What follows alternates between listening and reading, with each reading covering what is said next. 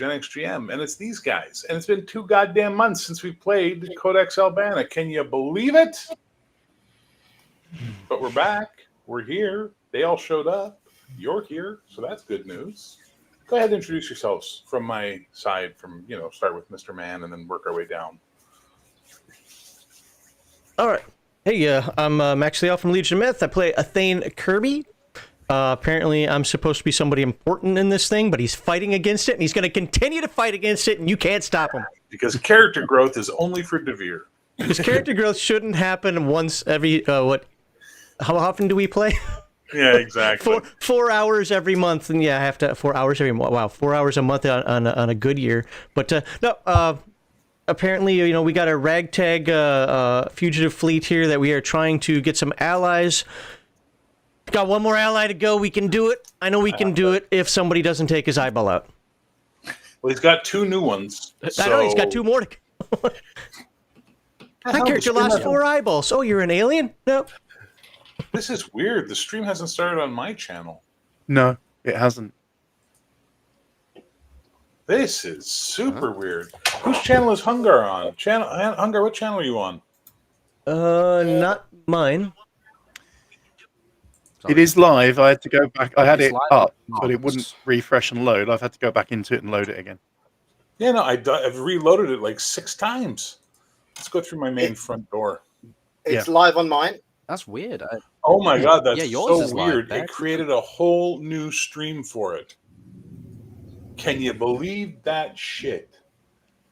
It didn't use the one that I had connected to this restream. It started a whole new one. Mm. How? Oh, Restream. No, Restream, you could have been great. You could have taken the reins of power, but you did not. Yep, we moved back to StreamYard. Yeah, well, sadly, I paid for a year. No, look, I still think Restream is good. It's just StreamYard has decided to take some of the features that we really liked about Restream and integrate it into StreamYard, and it didn't cost nearly as much as everybody was talking about because, well, it just didn't. Well, it still costs more than I could afford. That's fair. Well, yeah, that's fair. I Saying. actually got a lower price than what I normally paid. How'd you do that? That's right. We're not here to play role-playing games. We're here to talk about streaming. The quick version is I said, I'm done with you. They're like, no. How about this? It's only going to cost you $400 per year. And I'm like, okay. As opposed to? With the upgrade, $837, I think it was. Everybody was saying it's going to be over $1,000. Even I believe that, but it was only going to be 800 something. But I was like, it's still too rich for my blood. So I was going to downgrade to like the $300 package. And like, how about this? $400 for what you've been using. I said, okay, I will do it. They were panicking at that point because they were just watching themselves hemorrhage users, right? But they've also added a bunch of features too. In fact, they've added chat, not nearly as good as Restream, but they've even added a chat feature where you can show it on the screen now. No, and listen, they've certainly upped their game, that's for sure. But the thing is when I went and looked into it to find out what the backstage story was on it all, it was basically they got bought. Yep. And the new company came in and went, yeah, we want to make more money. Yep. Just grab the goose by the neck and start squeezing, going, shit, those golden eggs, goose, I think it's going to be a great NVIDIA versus AMD kind of thing between StreamYard and Restream. I hope they keep competing with each other. I hope they keep growing, keep making things better for all the streamers out there, and you kind of pick your poison. Yep. All right, so that's Max. Next to him, we have Cody. Hi, Cody. Hey, what's happening? I'm Cody. I think everybody here knows me, and I'm playing Laurelin, the wizard, who's gone through a lot of changes. And back again. And back again. Yeah. Yeah. And has more eyes than, the average being now. It's really good. His name is Beholder. Behold, I am the impervious Laurelin, I will carve out my eyes and grow them back. What I say, strangely cryptic things to thee. Yay! Yeah, it's something. It's an interesting character. You've certainly made this character your own, and I cannot at all fault you for that. He is 100% unique and original.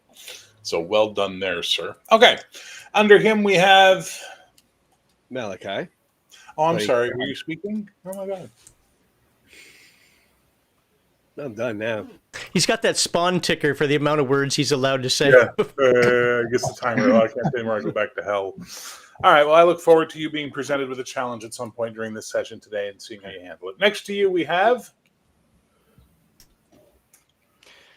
Well, the Navri, formerly known as Prince, Navri Ishmatar, now the Paladin of the High Father.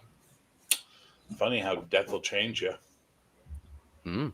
Isn't that crazy? That's crazy. That's absolutely crazy. All right. And then, of course, below you, we have. I'm Andy. I'm playing Brother Dale of Isley. Isley. You want the I? Okay, Isley. Jesus Christ. Who is some see him as a madman or a fanatic. He's a holy man. He's perhaps the final prophet. He's a holy man. Like his brain is holy. It's amazing. It's full of holes. It's good. And then I saved him for the last because certainly last session he was the king of the world. Go ahead. I'm the old geek and I'm playing Sir Gerard de Vere, everyone's favourite lawful stupid paladin. Formerly lawful stupid paladin, because he learnt something last session. He had a bit of a life lesson, and now he wishes to deal an end-of-life lesson to certain people who did nasty things to his family. Also, he's not a paladin. Just so wrong. No, he's not a paladin, but if you're thinking in D&D terms, he was the archetypal. Not a paladin, though I play one on TV. So there we are. Okay. Yeah. Now, I fear to ask this, but who would like to summarize the previous session for us? Not it. Really? Okay. I mean, I remember my bits. No, that's fine. We'll just pick up and go, and we won't worry about a thing because clearly I'm the only person who rewatched the entire last broadcast before today's game. So we won't worry about setting sail from Mishmar and Mir and things like that then. And I'm sorry, we won't worry about what? we won't worry about setting sail from Ishmir and what happened when we arrived. And, we won't talk about anything that happened at Palabri. It was lovely. We visited. We had tea and crumpets. It was delightful. And now we are on our way to Davon. I got to sit on a throne. Yeah, that was. You pulled two moments that were absolutely just like. As a GM, I was like, did Max just give up on the campaign there? He pulled Hungar moments. Did we talk after? Because I can't remember if I mentioned this. I thought that when you said that she left and her entourage went with her, that included the Astradi as well. God, no, they were there to kill people. Well, I didn't. So I was like, oh, the room's empty. I'm gonna go quickly run up there, and you're like, oh, okay. Well, they're still standing there ready to attack. It's like, oh. Oops. That's all right. We got rid of them later. Yeah. Yeah. Well, and what's his name? Perrin thinks I'm a coward. Who? Perrin. Perrin thinks you're a coward.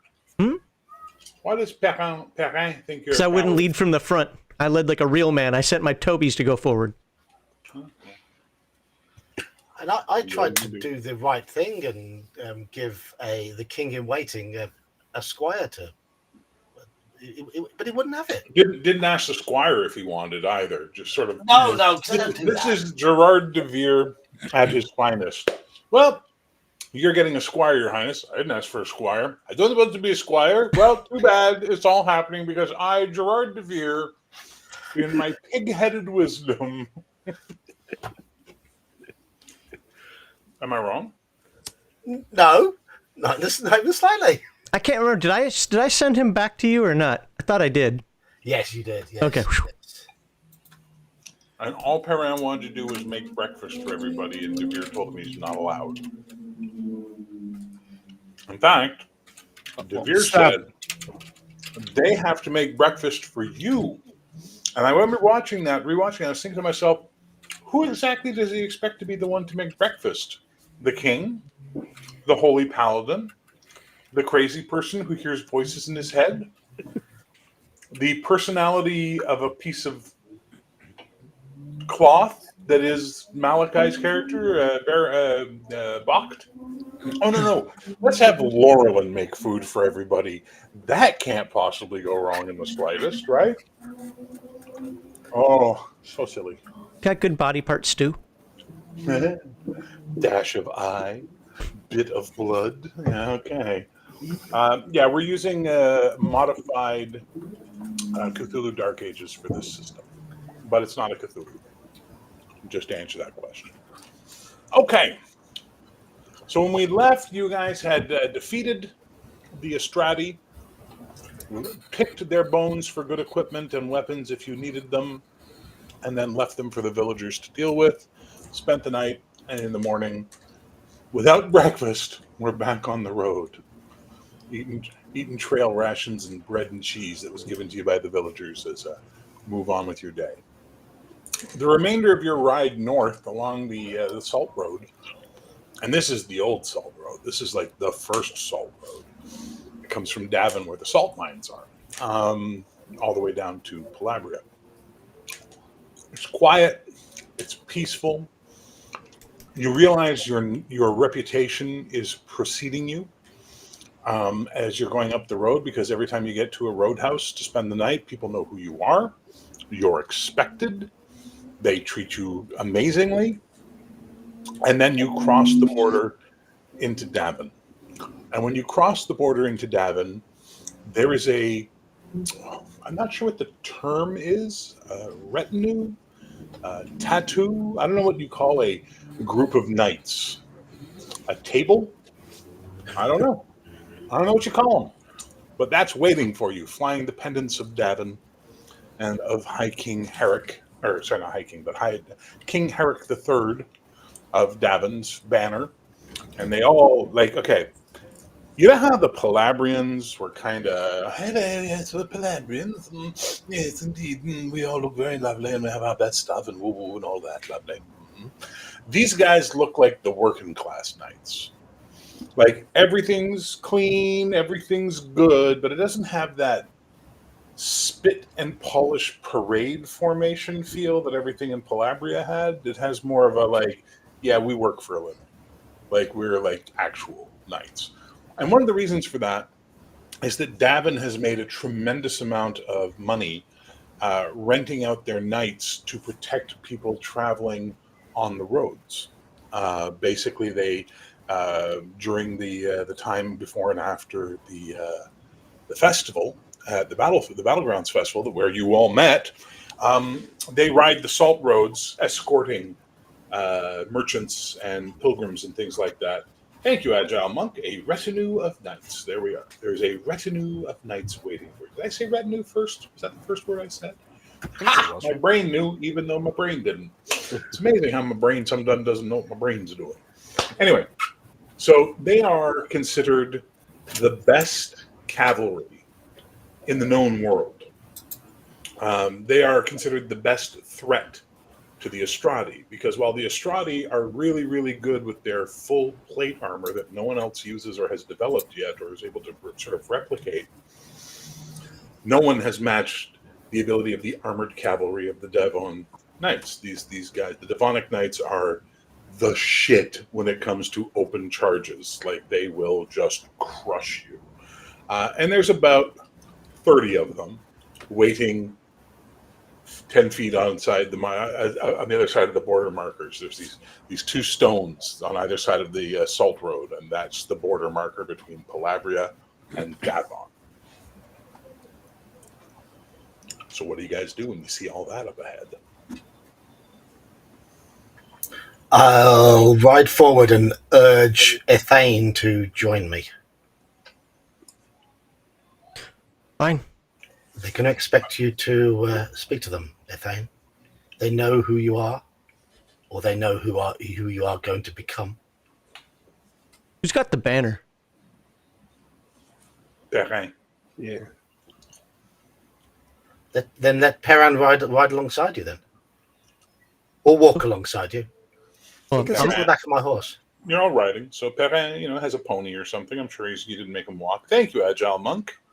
Thank you very much. And I don't qualify unless cats qualify as children. So for any of you others who have children, happy Father's Day. So I guess it's pretty much you. Malachi, you have kids? Really? My ex had a daughter. We were together for a while. And I was kind of like a father figure for her. So Okay, and then yeah. By extension, by extension, fair enough. a child-in-law. Yeah, child stepish. It's step-like. It's a quick step. Anyway, so the three of you ride forward. You've got Devere on your flank, on your right flank, and you've got Perrin on his little light horse on your right flank with your pennants flying. And I ride up behind him. Of course you do. I'll be with Laurelin. Of course. So you leave Navri and Dale behind? Is that it? Is Navri going to ride up with them too, or what's going to happen? I'll be riding alongside the High King and Devere, yeah. So what's Dale doing since they're all leaving you, basically? Well, I'll try and get the horse pointed in the right direction and slowly follow. All right. So you guys get to the edge of the border and stop, and they just sort of were looking at you. Traditionally, one of you should announce the king. And Devere, being the most uptight about regulations, would know that. He's too busy typing in YouTube, by the way. Ethane, you will need to address them. I said hi. Yes, but ride forward and address them properly. Okay, Oh, there! Who are you? Sort of looks, the head knight sort of looks at you, takes off his helmet. He's a decent looking older gentleman. Got the graying at the temples. This looks like a seasoned knight. Sir Lester of Davon, who you be? Do I give him my rank? Thane Kirby. And my champions and princes and... I'll stand up in the saddle and say and call out, "May I present for you the High King, Ethane Kirby." That too.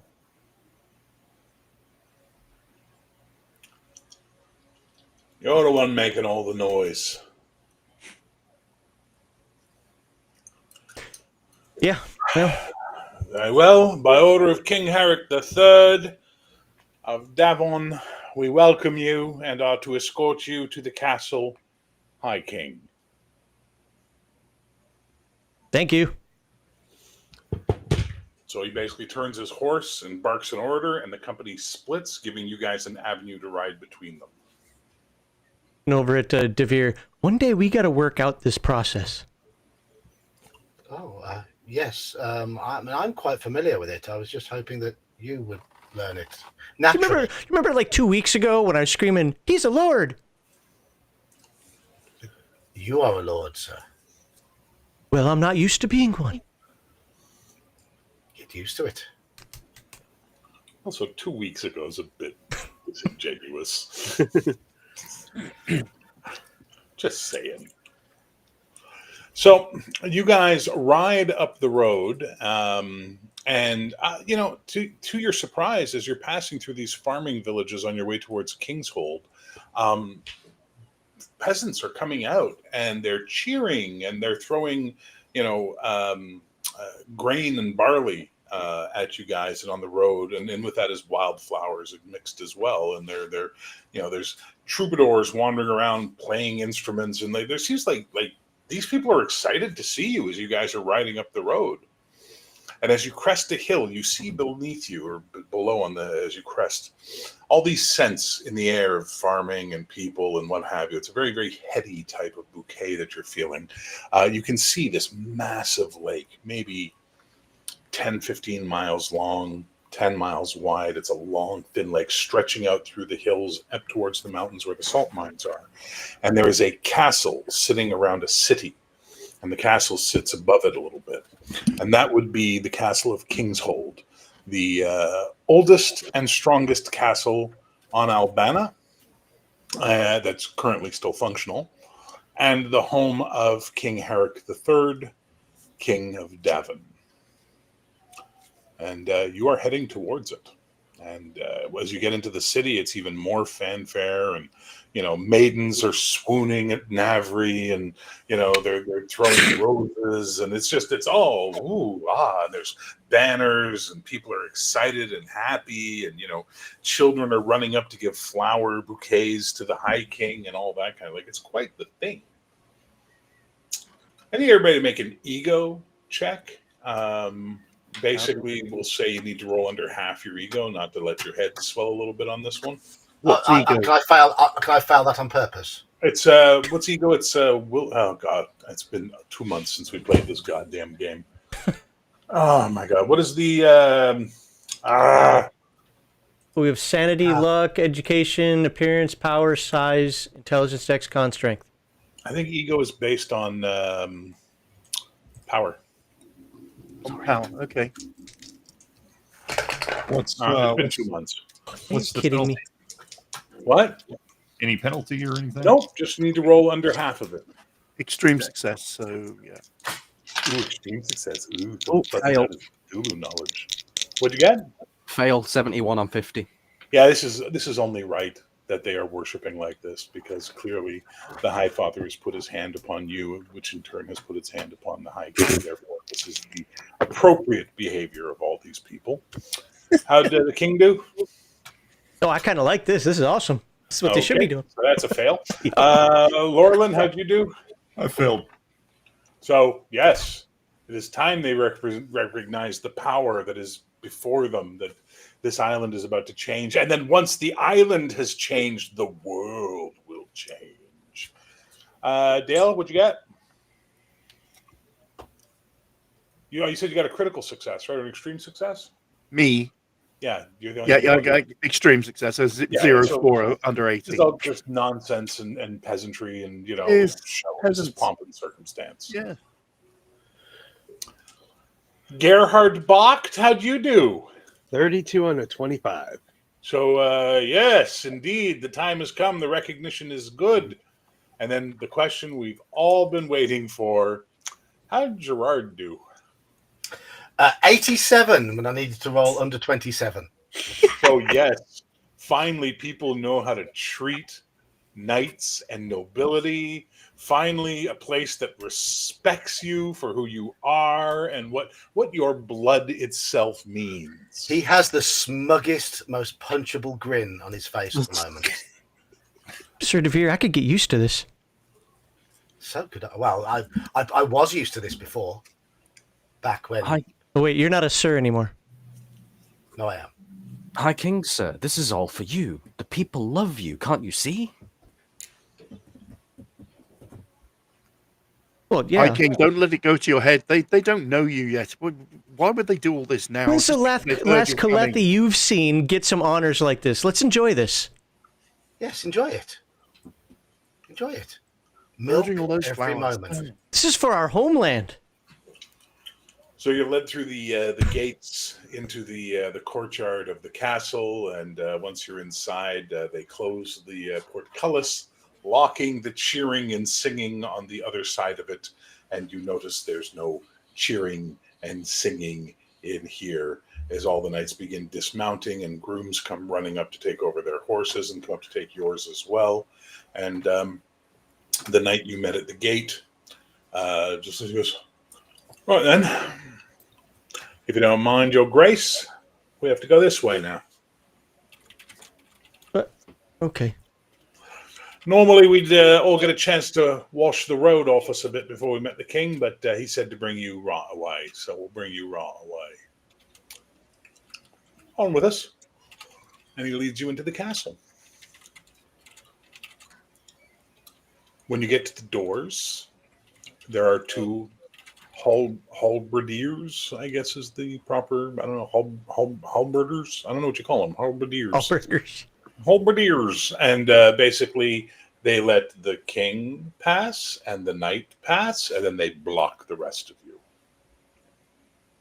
Oh. Your entourage can have a bite to eat, get cleaned up. My orders were to bring you and you alone before the king. Okay. What are the rest of you doing? Are any of you doing anything, or are you just accepting your fate? I'm just looking at the others. I will dismount and I will stand guard at the gate. I'm going to guard my king. Fair enough.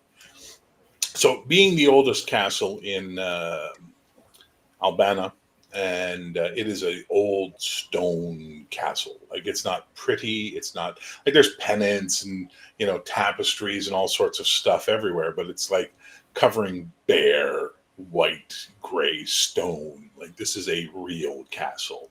This isn't like the nonsense you saw in Palabria. This isn't like that drum tower you guys call a castle in Caleth. This is not even as ostentatious as the Jarl's Hall that you saw in Drael. This is a real war castle. This is designed to hold off armies if need be, right? And they lead you up these stairs that just don't seem to end. And eventually, you get brought to a door where there are another two guards at the door. And they nod at the knight, and they open up the door, and he goes, "Right this way." And you walk into what is essentially a chamber, like a bed chamber, like someone's living quarters. And there's a draft of cool air coming in from the open balcony, where you see an old man on the balcony, and he would look like this. And the knight clears his throat, and he turns. The old man turns, and he goes, "My lord, High King Ethane Kirby, first of his name." And the old man goes, "Yes, High King. Come closer. My eyes aren't what they once were." I step towards him. And he sort of takes your face in his hand. His fingers are long and bony. He's extremely old. And he just sort of does this that gives you a look around. "You're from Caleth. Yes, sir. Farmer by those hands. That is correct. How come you to be the High King, eh?" I don't know. That's a good answer. My spies tell me you've made quite the enemies in Palabria. I have no training in this. I didn't mean to do that. Training? Do you think there's a school you go to where they teach you to be king? Exam? Put books Weren't you on your born head and into walk this? straight? You were born into this? You live every day like this? At least that's what I was told happened. Like what? I'm an old man surrounded by enemies who want to kill me and take my throne. No children to succeed me. They all fear to be Escain II. No clear line of ascension, and Davon will descend into civil war. And I assure you, that bitch in Queensport has her fingers in most of my nobles' purses, egging them on, promising them this, that, and the other thing. Well, we saw a lot of that, and I think the Estradi were part of it. He literally, as you start talking, he just starts poking you and goes, "I'm not done talking, boy. Sorry, sir. You're here now. You are the change that we need." Thirsty? I've got nothing. Are you thirsty? Yes. Good. Come, we'll get some wine. And he takes your arm, almost like he needs it a bit for support, and That's leads fine. you over. I'll help him. Leads you over to where a rather young, attractive maid is basically preparing wine. She gives both of you, and she sort of avoids eye contact. That's the part I never get used to. No one wants to look you in the eyes. They think they're being respectful, but it feels quite rude. There'll be things you don't like about this if you live long enough, but boy,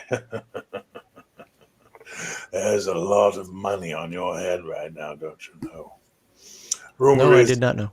Assassins from the continent are coming in to get you. Wait, from way to the east? Why do they care? Because the Othasians have so much money invested in Albana through Palabria and Olski that they are going to not let you upset the cart and spill all their precious wares all over the floor for the common people to take. They back their horse. Their horse is that cunt in Queensport.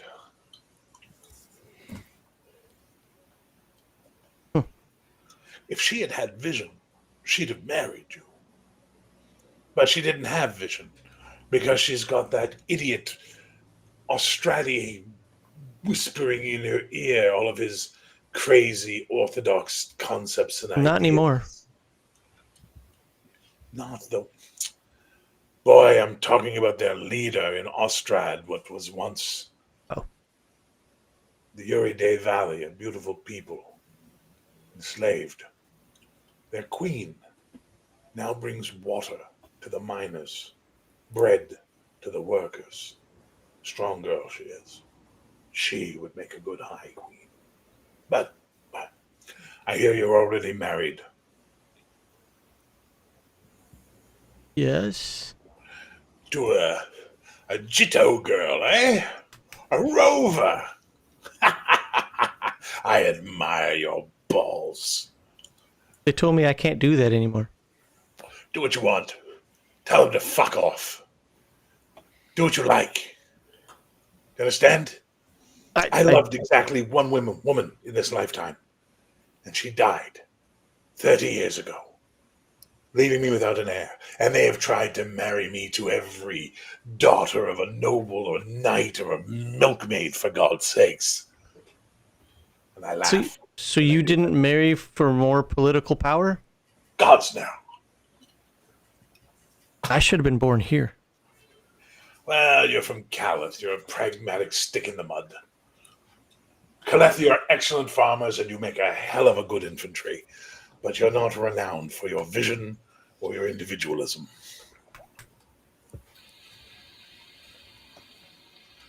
So, what do you want from me, boy?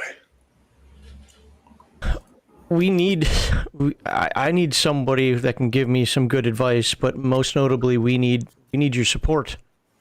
Trying to, well, it sounds like that, and I appreciate that more than you can know, or more than I even fully understand right now.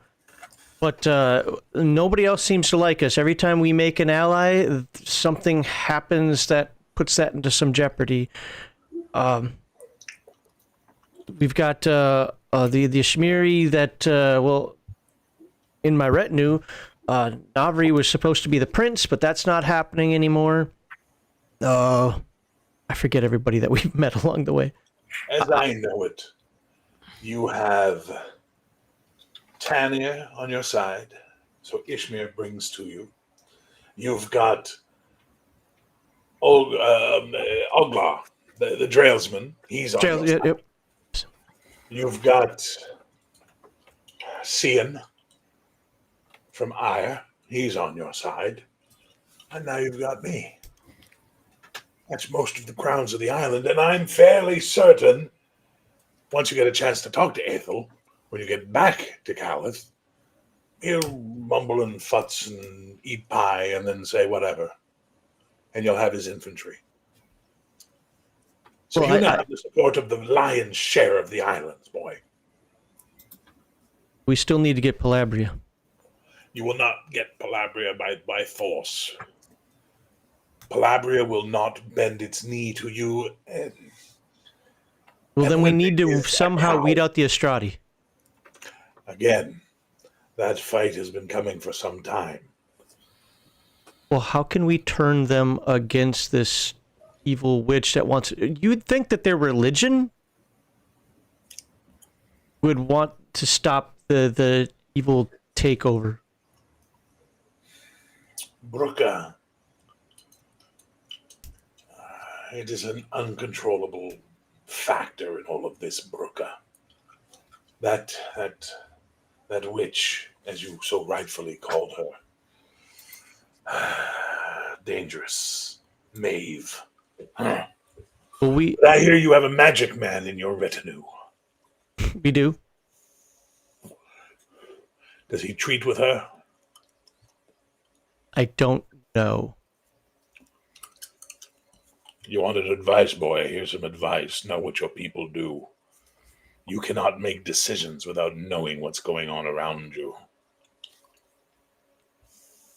I know he's made a deal to save our lives, and that we have, well, now less than 3 years, 3 summers, in order to build up our army, or she wins. Well, Primarch Achenholz of Ostrad has pledged himself to Palabria, which means his Templars will fight for her. But I've been itching to see how my heavy cavalry will do against them. I think those overstuffed Ostorians are going to find out the business end of a Davonic charge eventually.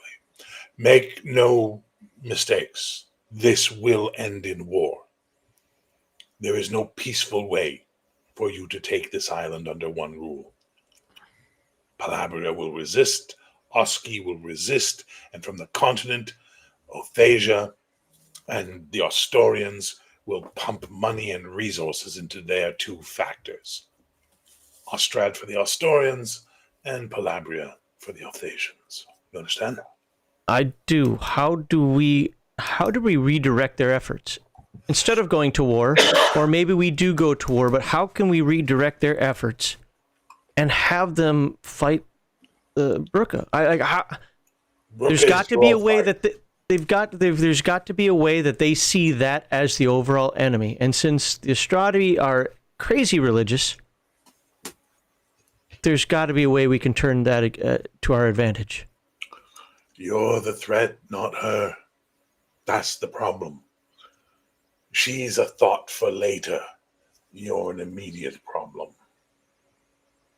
You understand? I do. If you want to break... Is there any blood of Wardagon in your heart, boy? No.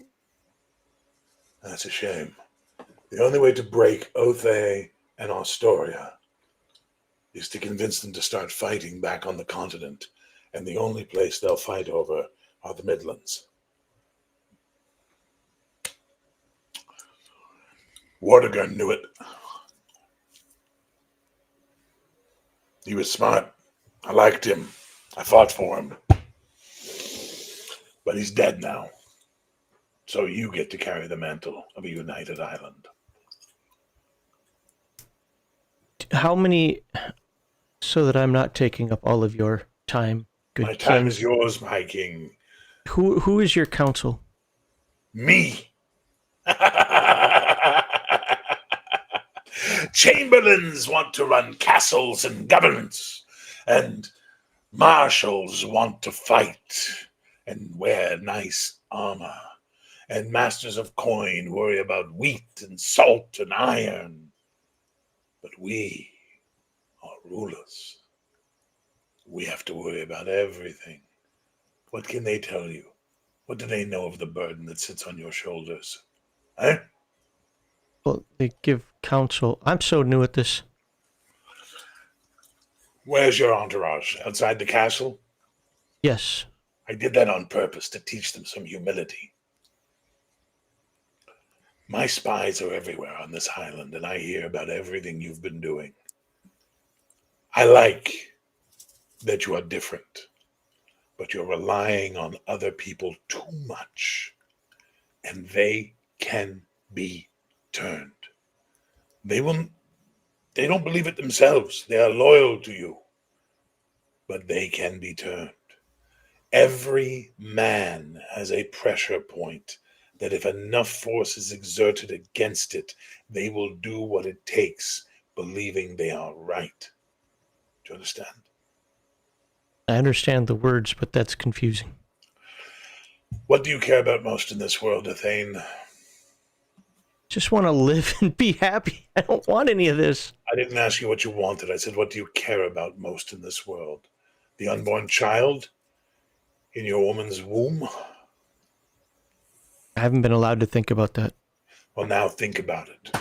And think about what would happen if that child and she would end up in the hands of your enemies, and they made it very clear what would happen to them both if you did not do as they say. That is what I'm referring to. Every man has pressure points. How do you do this by yourself? I got rid of my pressure points. My woman died 30 years ago. I loved her dearly. I would have given up the crown for her had she asked. But since she died, I do one thing and one thing only. I live for her memory. That I understand. Good. All right, let's go get your lads. Let's bring them in. Make them understand their place a little bit better. Shall we? Yes. I'll help him only if he seems like he wants me to. Oh, yeah, no, he's happy Okay. to, he's happy to be helped. Okay. Then I'll help.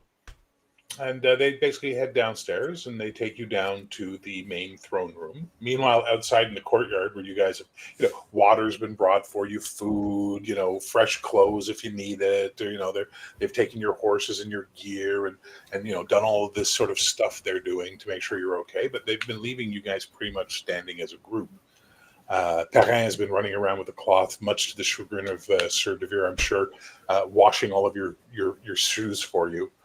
Basically just cleaning up your armors and your cloaks and everything. He's trying to make you presentable because he's 10 and it matters to him more than anything else that you guys look right. So he's doing his best, which I'm sure I can just see Devere going, Perrin, no, Perrin, no, Perrin. But, I won't force you to make a choice because Devere is going through his transitional phase, it seems. So what are you all doing while you're waiting? I will just wash the dust off my sandals and my feet, and then I'm not changing clothes because I never do. By the way, Dale is pungent, just so we're clear. Laura, I might put some water on my beard and just give it a comb with my fingers. Laurelin? Laurelin just slumps up against the wall and, with great effort, leaning on his staff, sits down on the ground and goes into a deep meditation as he puts his hood over his head.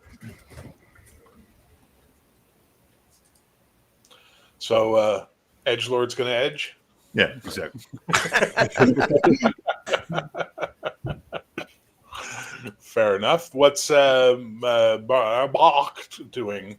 Well, I'm gonna get refreshments. I'm gonna let Perrin do his thing with the armor, get it cleaned up, and thank him when he's done. My pleasure, Chevalier. My pleasure. It is what I love to do.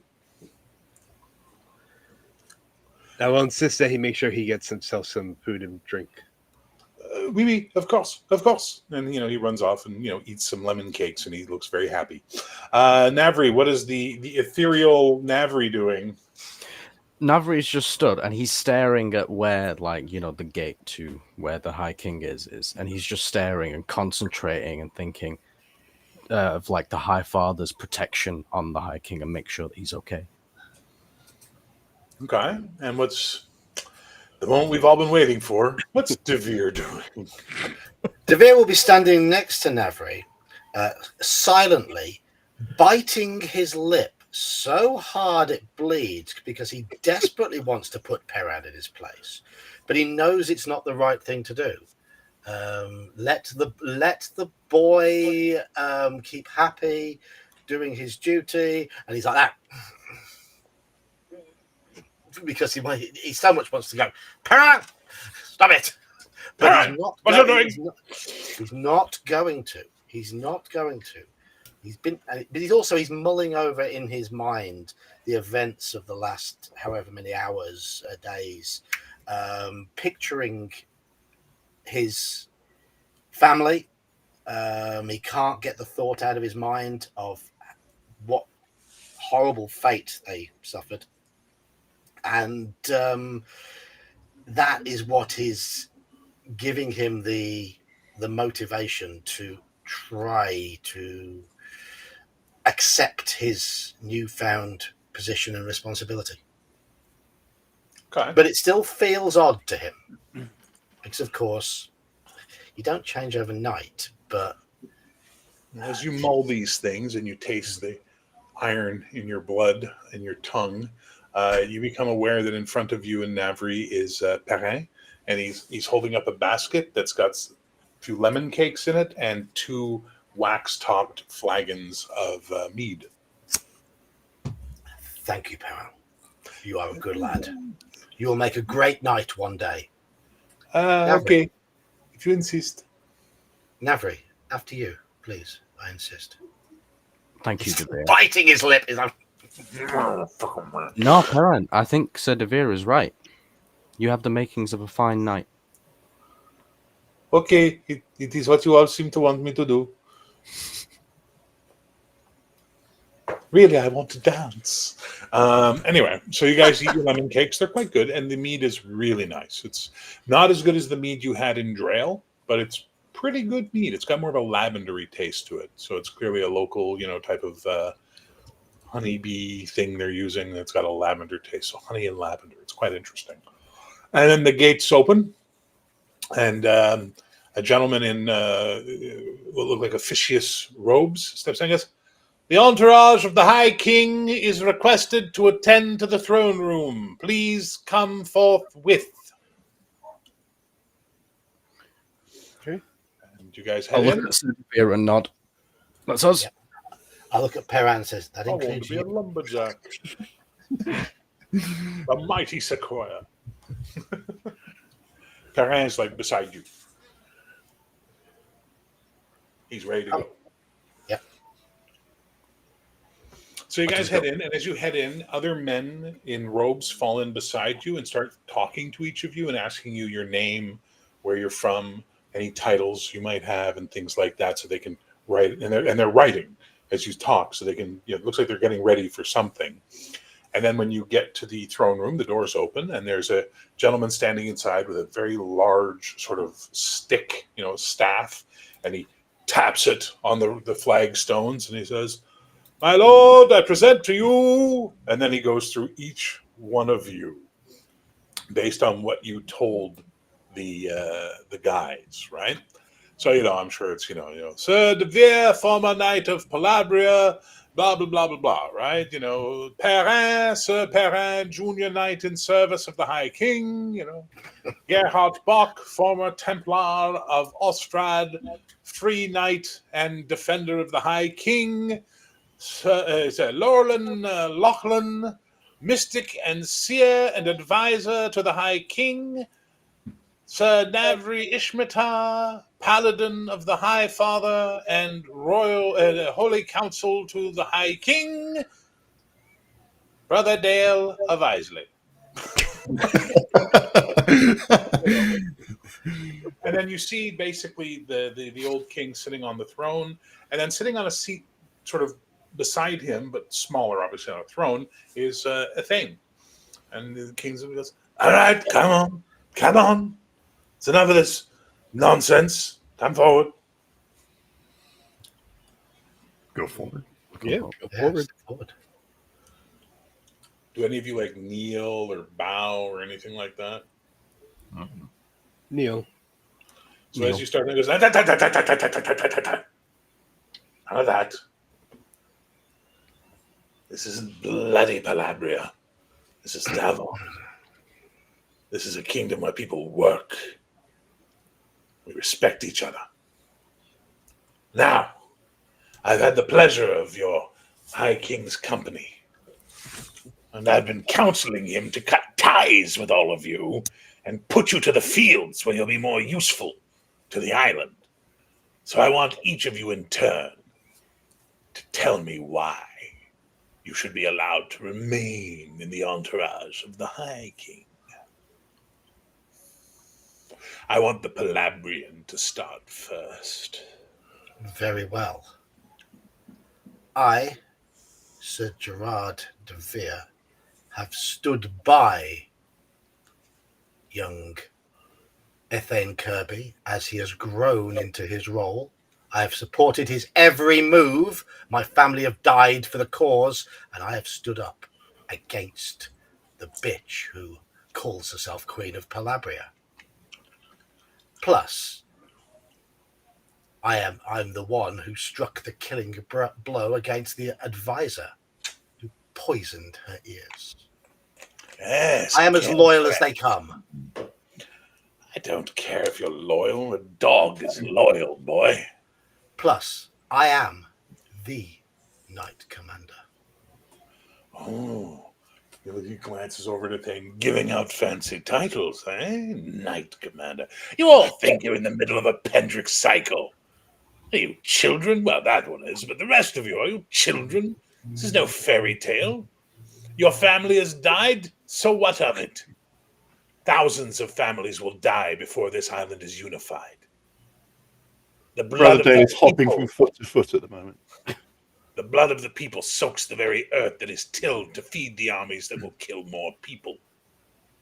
Get your noble aspirations out of your ass, boy. Also, I heard you were stripped of your knighthood, so you are Sir Nothing. You are just Gerard de Vere. I Unless do not myself- recognize the actions of my king. Ahem, I am a king, sir. You will hold your tongue until I allow you to speak. You see? He turns to a thing. You see?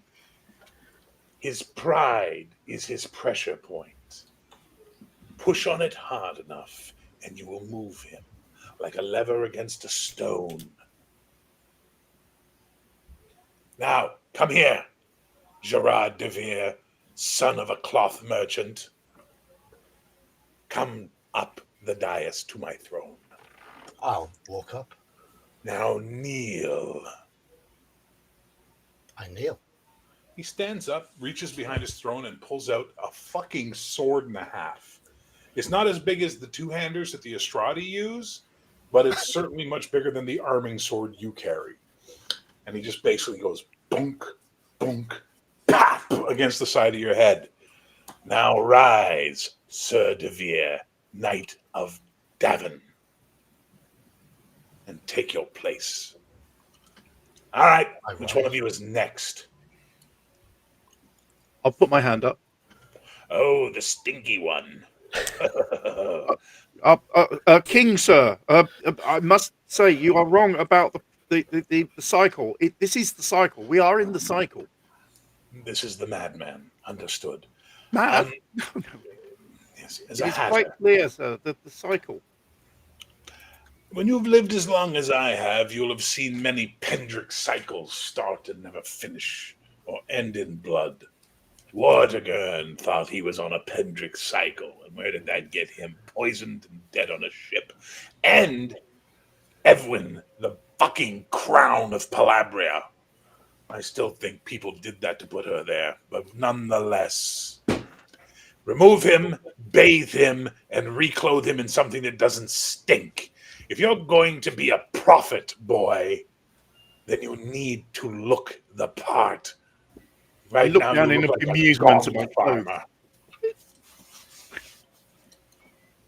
And so, a bunch of people, come up and they're just like, this way, sir, please. And they sort of, they lead you out to go give you a bath and get you some clothes. All right, I'm having a good time. This is more fun than I've had in seasons. Which one of you little upstarts is next? I will slightly step forward. As all this is happening, I just turn around and start walking out. Stop now. I stop. Turn and face me, Laurel and Lockland. It's Lockwood. Whatever. Who's beating on their And I only answer to one king, the High King. Well, you are in my throne room in my castle, and you will answer to me, or I will see if you enjoy a dungeon for a week. Perhaps it'll teach you some humility.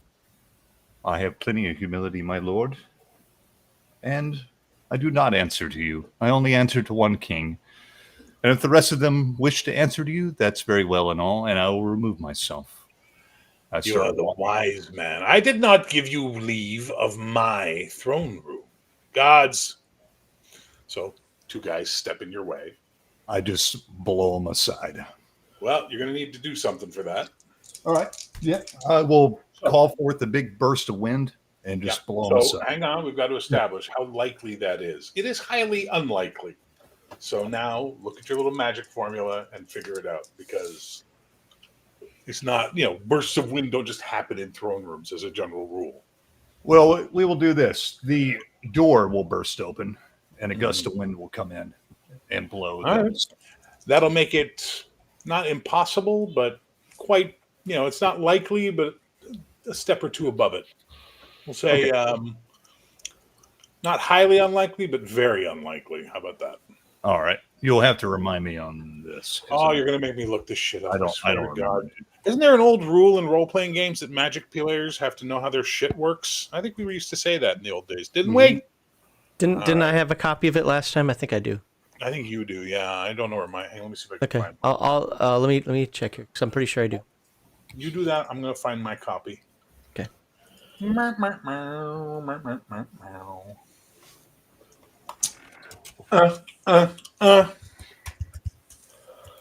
Freeform magic. There it is. There it is. Yeah, okay, go ahead. Punch it up. Trying to. All right, open it up for yourself. I mean, freeform magic. Here it is. Oh, hold on. It's So, RTF format, probable, so it doesn't want to unlikely, open. highly unlikely, widely improbable, and impossible. So this would be unlikely, which is power times 4%.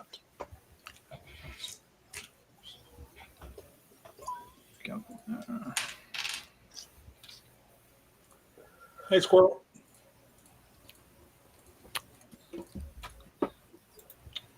All right. I actually passed with a 3. Yeah. Wow. 3. So the doors burst open and a gust of wind comes in and knocks the guards over. At which point, Herrick looks directly at you and goes, "Are you going to let this happen?" Well, actually, I was going to jump in. Laurelyn, please. Just stay. Listen. I'm listening.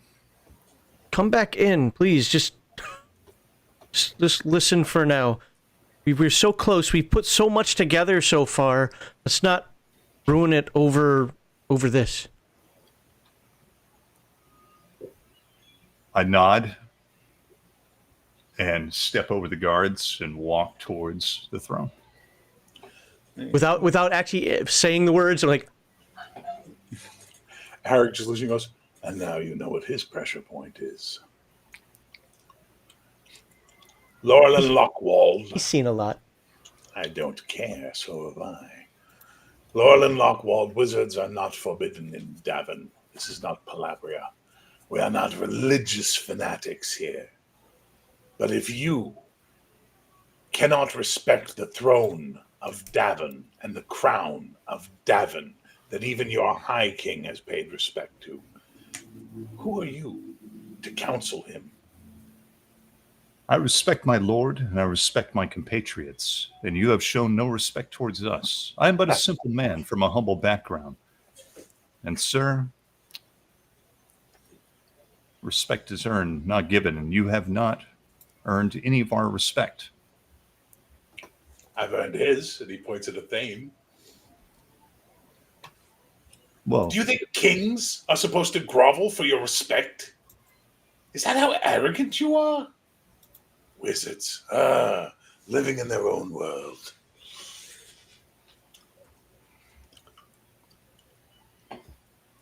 You have led this man across Albana. Enemies you have made. You've treated with the Witch King of Brooker, haven't you? it was the only way. But he knows nothing of this. You have not counseled your king and provided him the one thing he requires: information. I have given him all the information he needs. And who decides what he needs? You? He has appointed me as his wise man, though I'm not sure how wise that is after all we've gone through, or I've gone through. I have 10,000 cavalry, knights, and infantrymen that I am ready to pledge to the High King based on this very conversation. Perhaps the wise man is not so wise in his arrogance and needs to understand that the games of crowns and thrones are not the games of wizards and wise men and visionary people who don't know how to bathe. You are welcome in Davon, but you are watched. Templar, Yes. you are, without a doubt, the most fascinating of all of them. And why is that? An Austradi, and from what my informants tell me, one that was to be crucified. Mm-hmm. What did you Correct. do? What did you do to turn your brothers against you? I told him that no matter what, it's all the same. What is all the same? All the religion, everything is one. They were wrong. I was a heretic. Have you heard of the Grey Faith? Mm-hmm. Pretty Had you heard of the Grey Faith when you made that proclamation to them? No. So the High Father touched your mind, your heart, and your soul.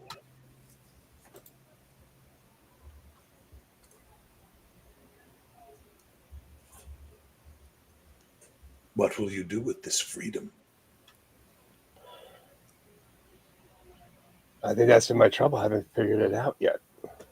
I'm here to serve the High King, that is true, but aside from that, kind of wondering, trying to find my place in all of this around me. What is your place? I wish I knew. I can't figure that out. Except maybe to show everybody, to teach everybody that yes, it's all one.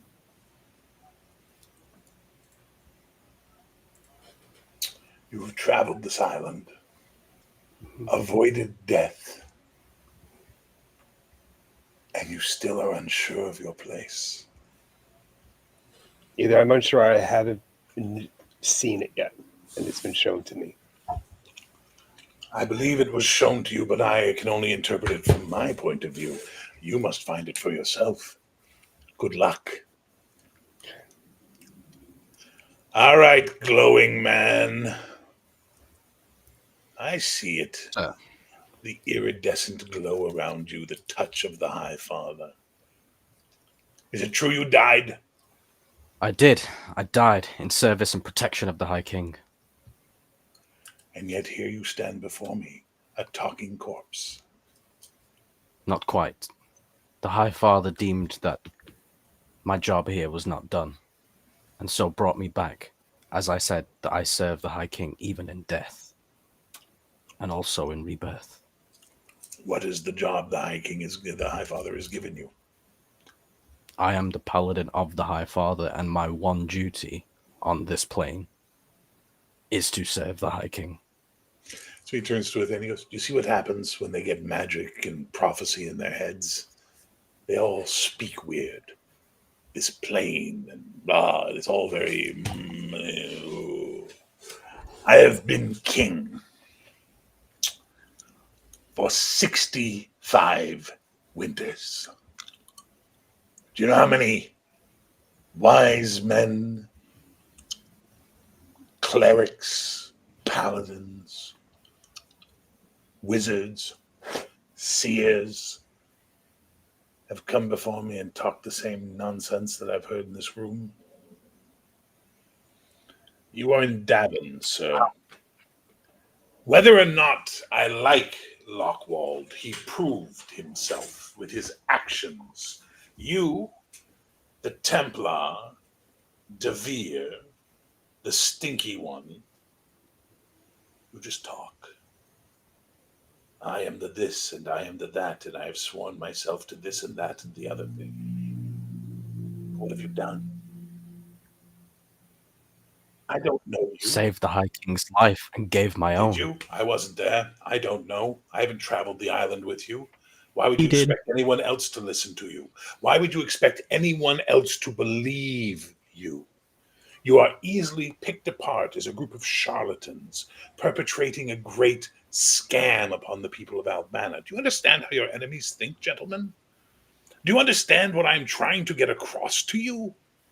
If you wish to win the people and this island, you must do more than talk, and you must do more than run. Action. Is recruiting Ishmir to the cause of the High King not enough action? But I've heard you're no longer the prince. Does Tanner know this? No, does not It matter. does matter to Tanner, I'm Tanner- sure.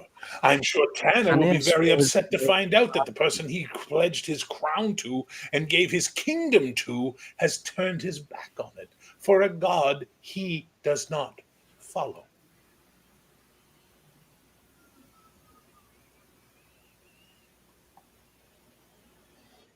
I still serve the High King, and Tanir swore his loyalty to the cause of the High King too. Loyalty is fickle, boy. It blows in the wind like a pennant. You need to understand these things. You're young. You believe words matter. They do not. Actions matter. If you wish to win the people of of Albana, to your fuck, this guy's voice is hard to do. It's killing my throat. To your cause, then you must do something to show the people of Albana that you are for the Albaresh, the Albani, the Aglesh. You understand? I do. Then I have a task for you. But you're not going to like it. But first, we will eat, we will drink, and we will celebrate High King Athene. The doors open, and these men come in carrying a very large throne. And they bring it up, and they stand in front of you, Athene, and one of those, my lord, your majesty, if you would step up for a moment, please. I do. So they go over and they take the chair you were sitting on, some of the guys, and they remove it, and then they put this old big chair down. Boom.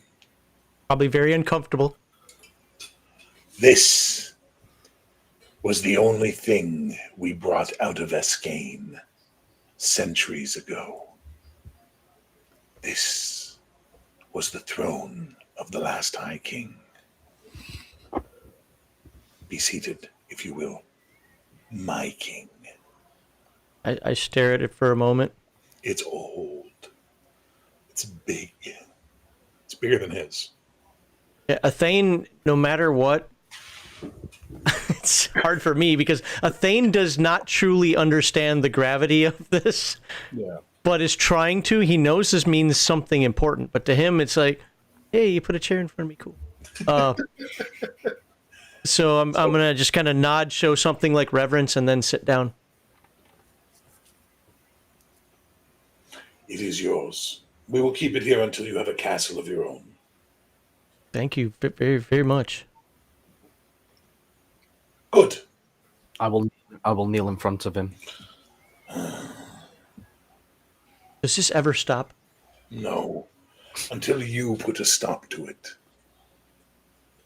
If you learn nothing from me, Athane, be your own man. They are but voices. You are the body. You make the decisions. Understood. All right, we will eat, we will party, but first you must go and bathe and redress and put your weapons aside and stop looking like you've come here to invade my castle. I'm just going to get a drink. I'll be right back, guys. I got to put some wet in my throat after doing this asshole's voice. Quick 5 minutes then. Sure. All right. I thought we were done with the Athane heavy role playing for a while.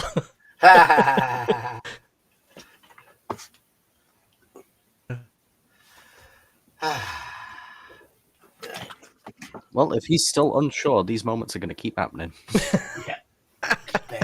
Bear is going to play on it. Well, and that's fair.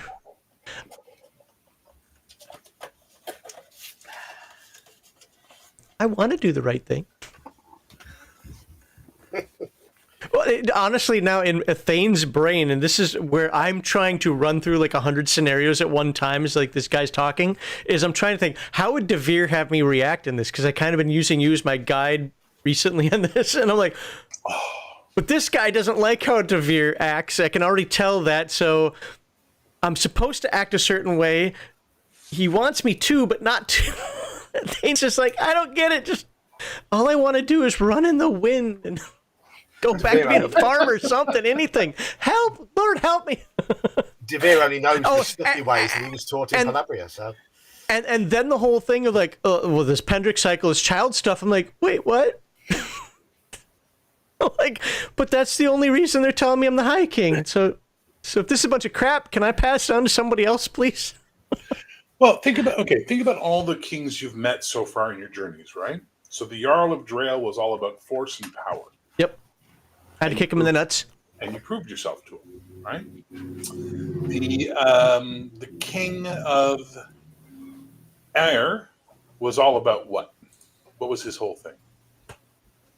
That's actually the one I don't remember. When you were saying it before, I was like, I know we were there. I don't remember. It was the more fairy type place where the one I ran away. Well, before you went for your walk in the woods, and there you got Navri falling in love with the princess and all that, right? Princess Siobhan. That's where you had the vision of Vortigern. Okay, I didn't remember his name. That's why I was like, no, because I was like, that sounds really familiar, but I don't know if that's the actual vision I had. I didn't remember the name. Okay. Yeah, you had that weird conversation with the ghost. With Sean Connery, yeah. Yeah, that was right. You talked to Vortigern. So that was how the King of Ire was. The King of Ire was all about tradition and all about, respecting the fairy nature of the Misty Isles and blah, blah, blah, blah, blah. And you appeased him. The woo-woo. Yeah, he was the woo-woo king. Tanir the fourth Sultan of... Yep, I remember that one. What was he all about? He seemed like he was about tradition and religion. Yes, and you appeased him. Well, Navri appeased him. Well, your vassal appeased him, and that's how you want him to your side. Though I think Herrick might be giving you a fair heads up that you might need to fix a fucking fence there because, again, the guy that he gave his crown to and his throne to has suddenly turned around and joined another religion that... Well, dying wasn't exactly in the plans. You guys don't understand. You did that. This is what Herrick's trying to get through your heads. No one else saw this shit. So you're just telling them things, right? And that's what Herrick is. Herrick is in his late 70s, is going to die. And most people think Herrick is only alive because of pure pugnacious stubbornness, right? And refuses to die. I like him. And he has literally nobles vying for power because he refuses to name an heir, and he's produced no heir. And they're like, he's going to die, and we're all going to fight against each other. And of course, Calabria is pushing that as hard as they can because you've met the bitch, and the bitch is either Evelyn was very mercurial, not in control of her own kingdom. Therefore, any edicts she makes are very explosive and very dramatic because she's trying to exert her control when she has none. She's a puppet of the Ostradi. She's a puppet of the Othasians by way of Oski, right? The banks and the merchant houses own her. So you can't win her to your side. It's impossible because of the power brokers that pull her strings. And this is all Herrick's trying to tell you is just think for yourself and be yourself because that's what he believes makes a good ruler. Whether he's right or not is not the debate. It's what he believes.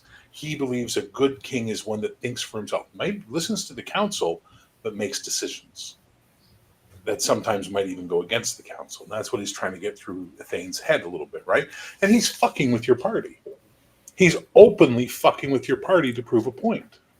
And beautifully, Navri, Devere, and Laurelin prove the point for him by by getting offended, by being this, by being that, or you don't understand, like by basically challenging back against him. I'd only respect one king, or I've died and come back, or I was, you know what I mean? So he's trying to show you something. Now, whether a Thane learns or not is not the issue. A Thane learned. No, he said something earlier that a Thane that actually struck the nerve with a Thane. All this right now, as me as the player, all this right now is show, because a Thane is stuck. He heard what he needed to hear already earlier. Yeah. Okay, well, we'll talk about that and wrap up. Yeah. What that was. You wrote it down so you won't forget? Oh, I can't forget. Oh, good. That'll be nice. Okay, back to the game now that Mr. DeVere is returned. So you are bathed, perfumed, oiled, scented, whatever you need, fresh clothing, nice as they have. It's not Calabrian nice because they're all they're cloth merchants, but nice. Dale is washed, his beard is trimmed, his hair is cleaned and brushed. And, wow, look at you. And he's got a scowl on his face. Yeah. They've given him like nice prophety robes, like they look like religious gear, type of idea. The poor kitty would do. You're all basically given nice stuff to wear and, what have you. And then there's a massive meal going on. You are all given a seat at the king's table. And you can see from the two tables that are immediately off the king's table, and then there's a bunch of staggered tables out from there, he's put all the nobles on the left and the right.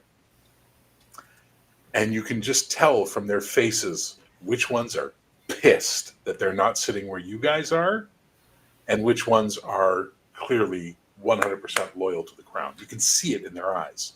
They're so entrenched in their bullshit about him not having an heir that they're not even hiding it on their faces anymore. This couple dozen nobles that are in here. You know what I'm saying? So you guys are smart enough to be seeing these faces and realize shit's going on. Laurelin. Yep. You know that thing you can see Yeah.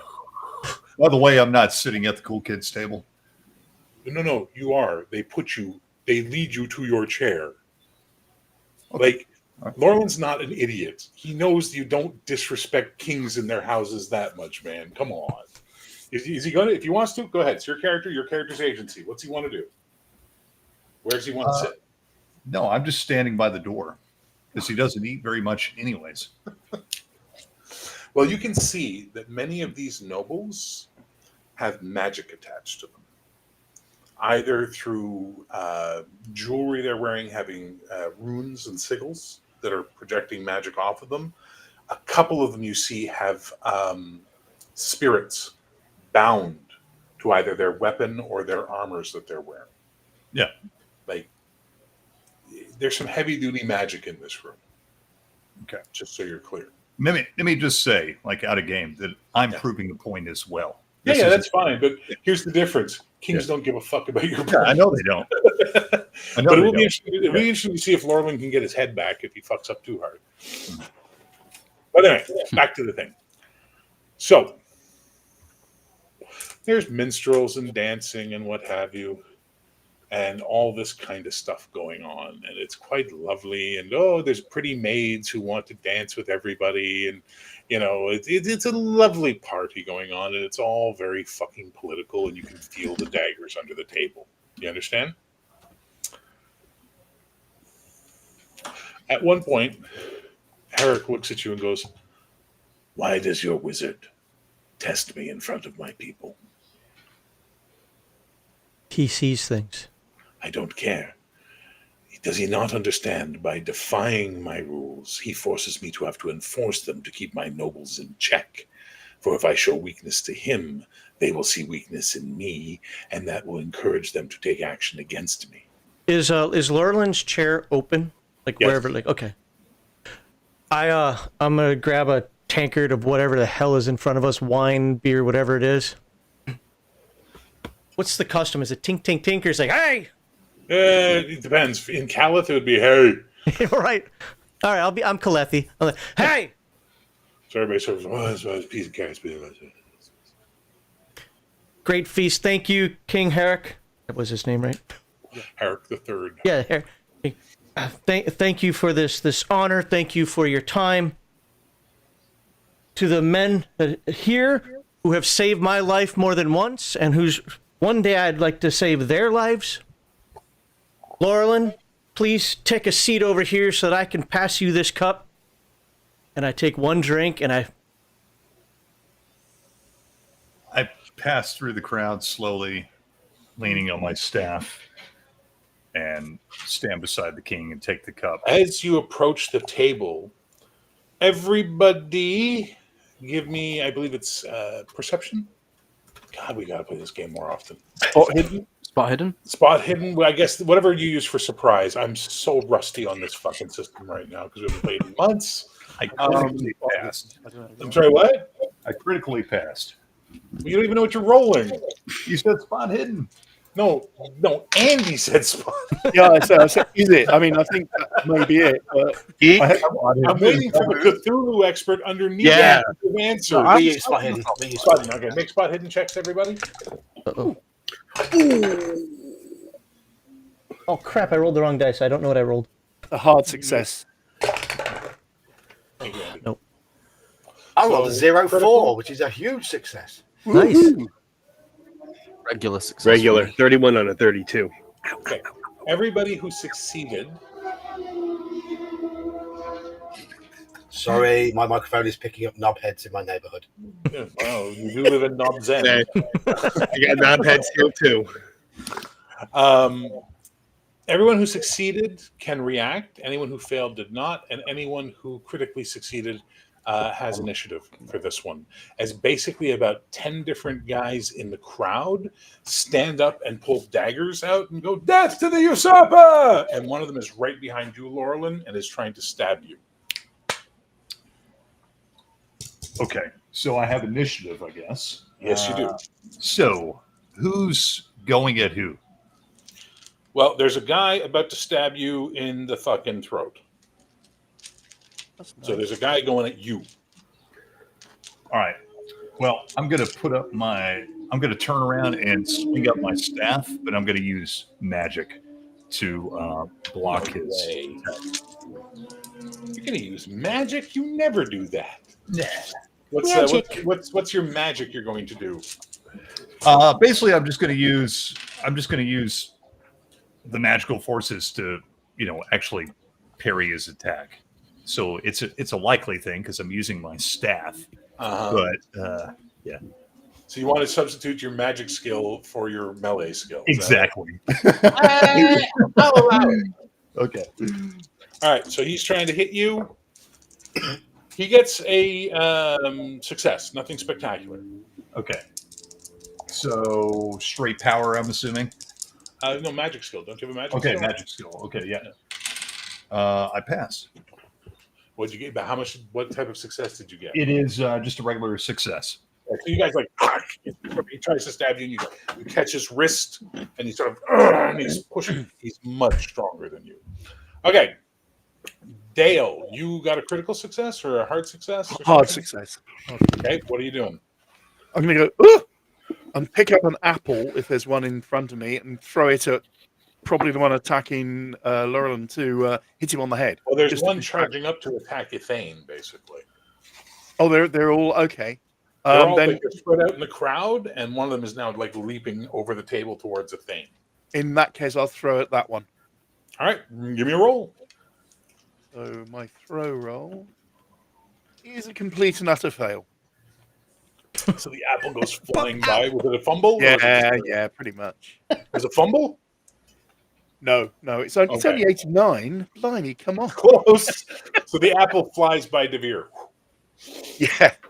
Devere, what'd you get? I got a critical success. Well There's done. someone trying to kill your High King right in front of you. Precisely, I'm going to scream as a newly anointed knight of Davon.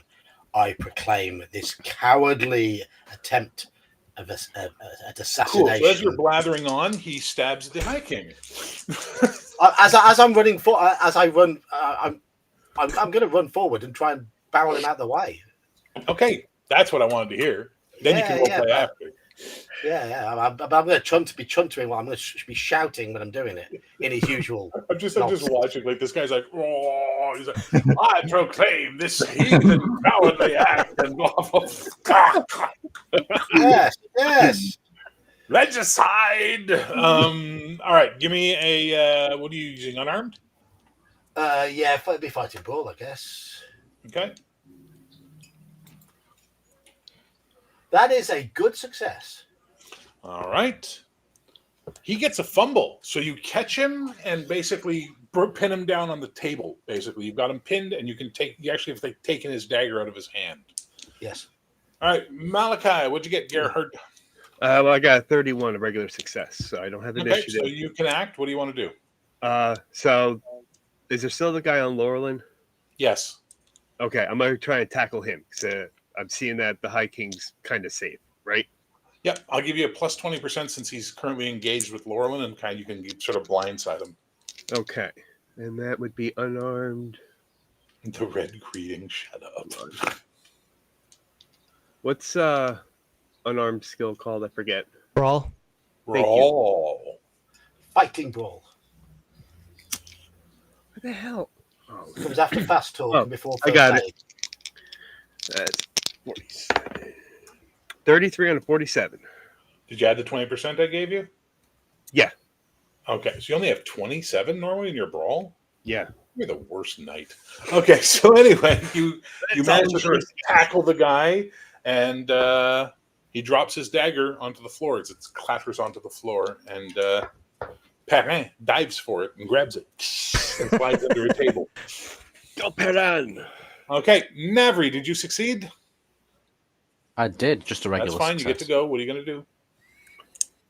Well, he's been tackled to the ground, so I guess I'll go up to him and I'll take my sword out of the scabbard and point it at his There's throat. like 6 other guys with daggers, by the way. You've dealt with...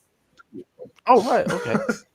I'll just go for the nearest one then. That's like, trying to attack the High So King. basically, you're standing in front of him protectively, is that it? Yeah, sure. Okay. And then Laurelin, so everybody succeeded. Whoa.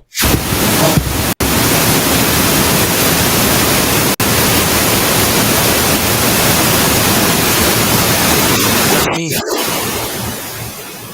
I can't hear Bear. I turned off my mic in case it was mine. I think your mic just made all that noise. Okay. We're Everybody good now. good? That sounded like a short. What noise?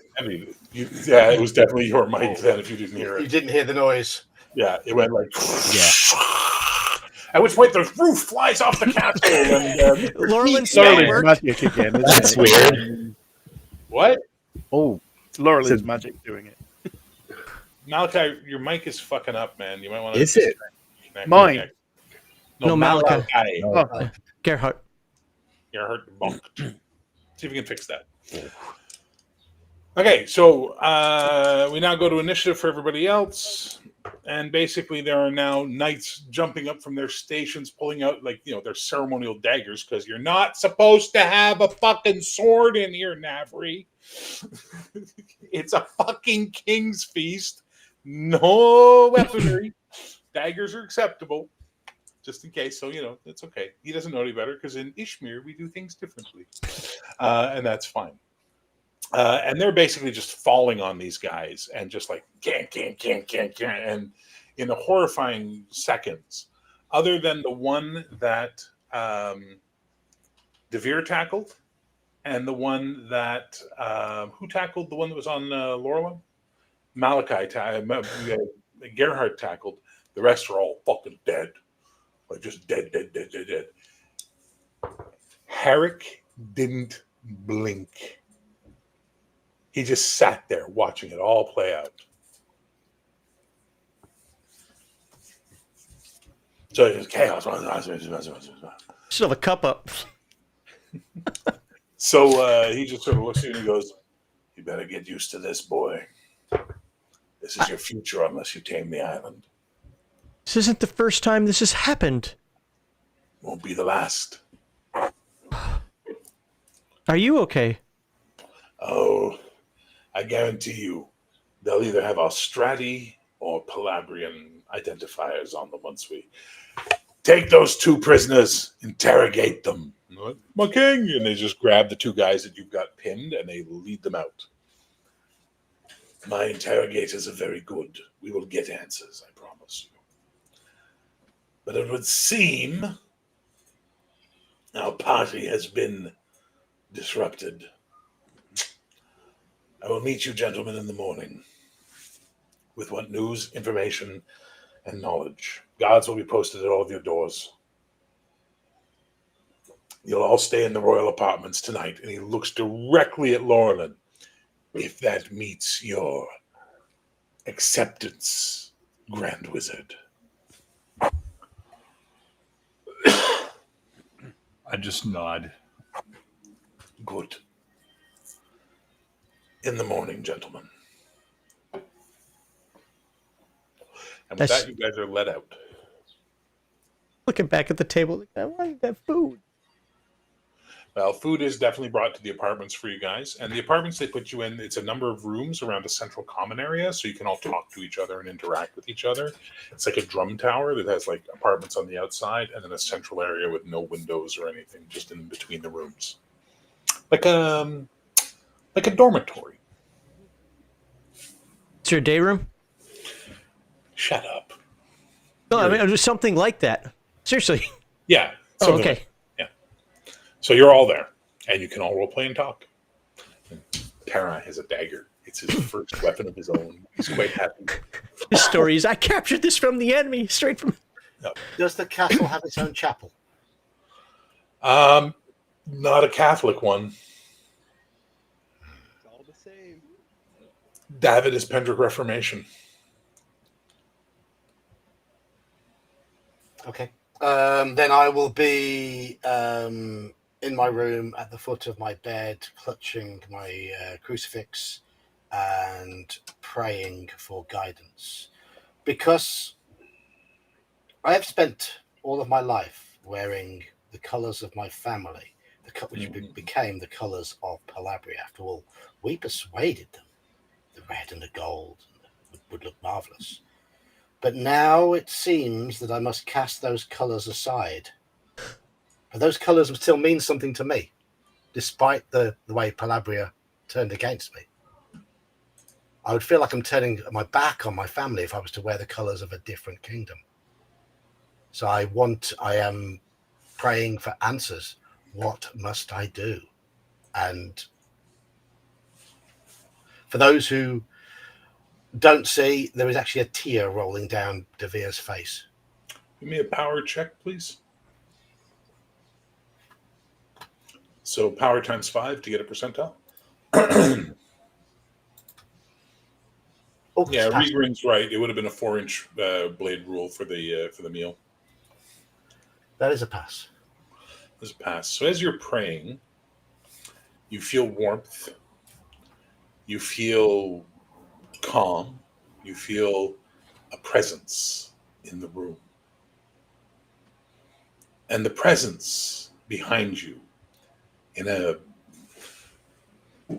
slightly reverberating voice, says, "You are on the right path. You will be a king. Your queen awaits." And then the presence is gone, and you feel calm.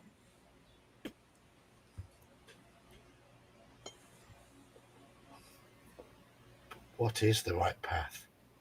Do I accept the colours of Davon? Or do I continue to wear the colours of my family? I don't know.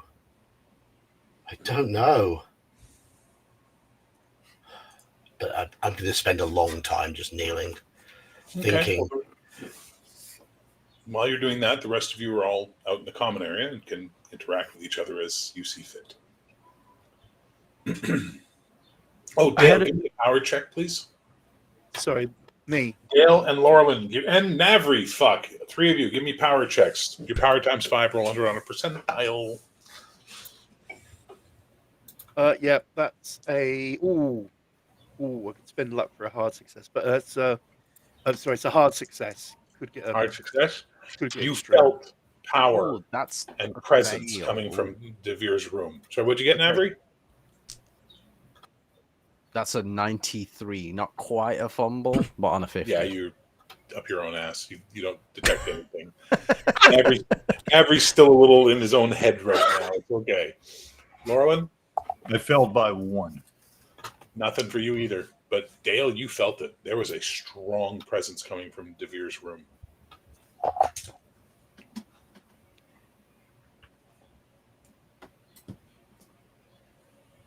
All right. Well, I had a great conversation with the king. Gave me a lot to think about, and I'd like your opinions. Seems like a very What? stubborn man. Oh, He seems like a very stubborn man, High King. when you're that, I hope to be that old someday and that stubborn. If Well, you need to be. Well, hear me out first. I mean, we can talk about his attitude later. He's not going to be alive long anyway. He's convinced that we have to go to war against Calabria and the Estradi. I would, if possible, I would like to find a way that uses their... the religion is the only word I can think of against them. If they're not going to follow this Pendrick cycle, whether it's real or not, obviously you guys believe it. I think you convinced me, and so many of the other people we came across believe it. I think that's still the way we go. Are you guys versed enough at all? Is there a way that we can use Calabria for our benefit without going directly to war against them? And are we I think what the pretenders? king says is Are you true. guys propping me up for some play somewhere where it's like, look, this kid's going to send the entire island to war. He's actually the anti-High King. Hearing the voices out in the courtyard, Dale comes out clutching the book to his chest, and he looks different, shall we say, with this these fine robes, and the hair has been trimmed and that. And he's scowling a bit. He's also looking around and goes towards De Vere's quarters, but with the door shut, he doesn't. I take it there's a door. Yeah. He almost goes to knock or to open the door, but then he changes his mind and turns back. And he heard the words of the High King. No, High King, no, the cycle is real, and you are the High King. There will be war. There will be terrible war. Whether it's Yes, with That's for Calabria or not. the Witch Queen. No, it's there are other things as well. It is clear in the prophecies. That we have to go to war against Calabria. No. it That we may not have be to go to war Calabria. against the Estradi. That we have to go to war against that major, huge continent to the east. That doesn't sound like a winning proposition to me. There are other enemies as well. Oh, great. Who are they? Difficult to say, but they're evil powers. They will be unleashed. Then One at a everyone will time, join please. Together to fight them, and you will be hiking. I don't know how any of these people do this. Anybody else? Where's Devere? I feel he is busy. Navri, you always seem to have your head on your shoulders. What? Do you want to go to war against Calabria? I mean, I don't necessarily want to, but if it's unavoidable, I mean, what the king says might be true. Like, there's no way to get them on our side. So, at that point, we just, take that as what it is, and then we try and unite everything we can against that. We deal with one problem at a time.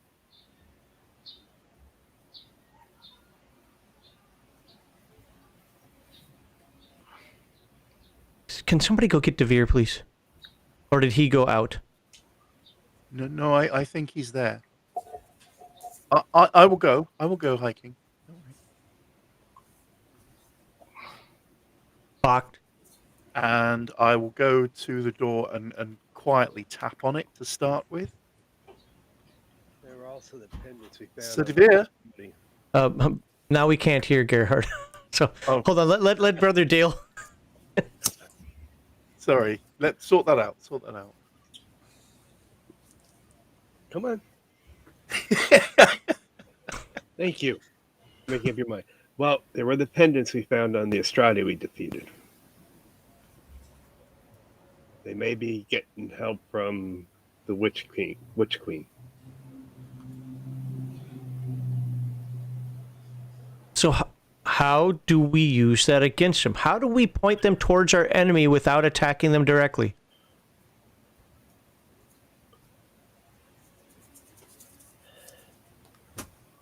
I don't know. I mean, I'm concerned that everybody's in league together. That's against us already.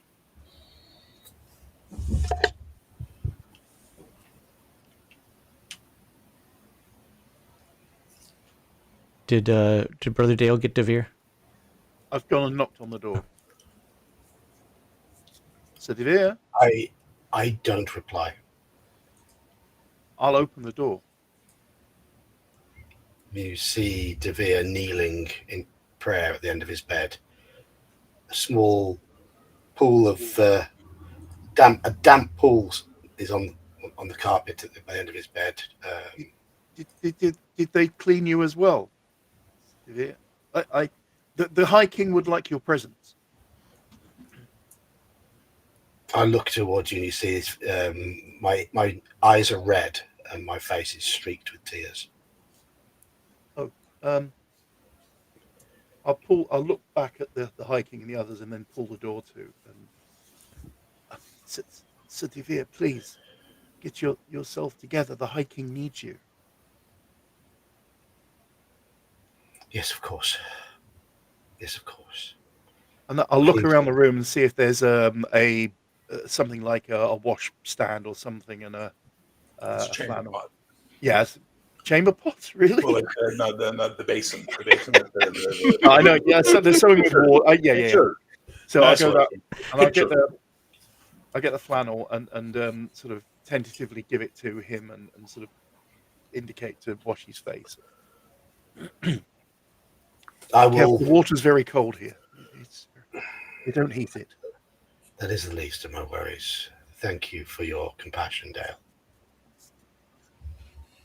The High King is talking about war with Palambria and others, and I tried to tell him that there will be war, but maybe not with them.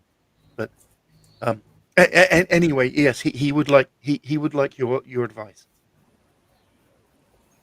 Very well. I will be out in 2 minutes. Yes, of course. So he backs out the door again and says, "Sir Devere's coming. He'll be here shortly."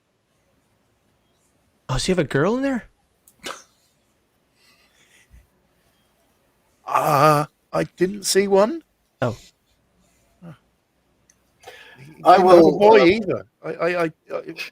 Is that what he was meant to be doing? Where's Perrin? Oh no. Yes, no, he doesn't. It was just him. It was just him. I'm waiting. I'm waiting. I mean, unless any of you guys have anything you want to say before Devere gets here, anything more about what?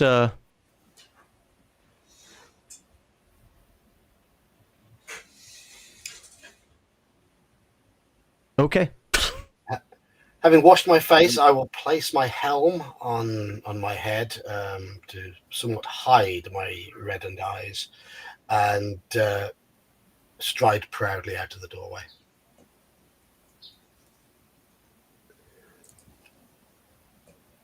You summoned me, sir. Going to war? As Brother Dale has said, it does seem inevitable. If you look at some of our titles, we have fallen Templar. How will he redeem himself? But by battle.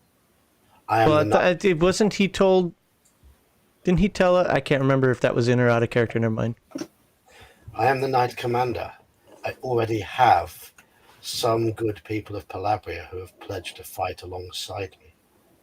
I fear civil war in my land, but I feel it may well be necessary, because my former queen cannot be reasoned with. All right, Knight Commander, do you have any knights right now? Hello.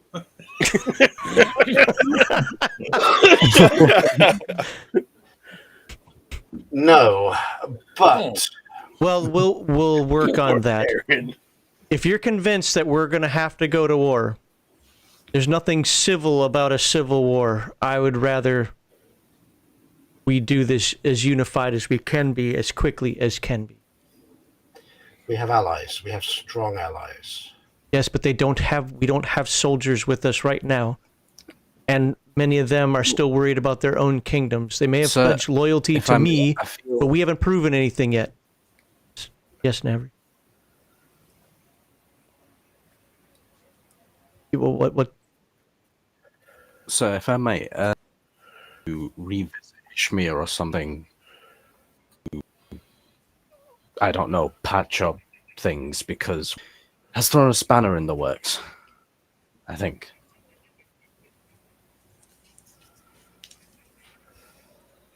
We have the forces of Davon on our side. That's They one force. fine army. We have the forces of Dale on our side. I do not know their strength.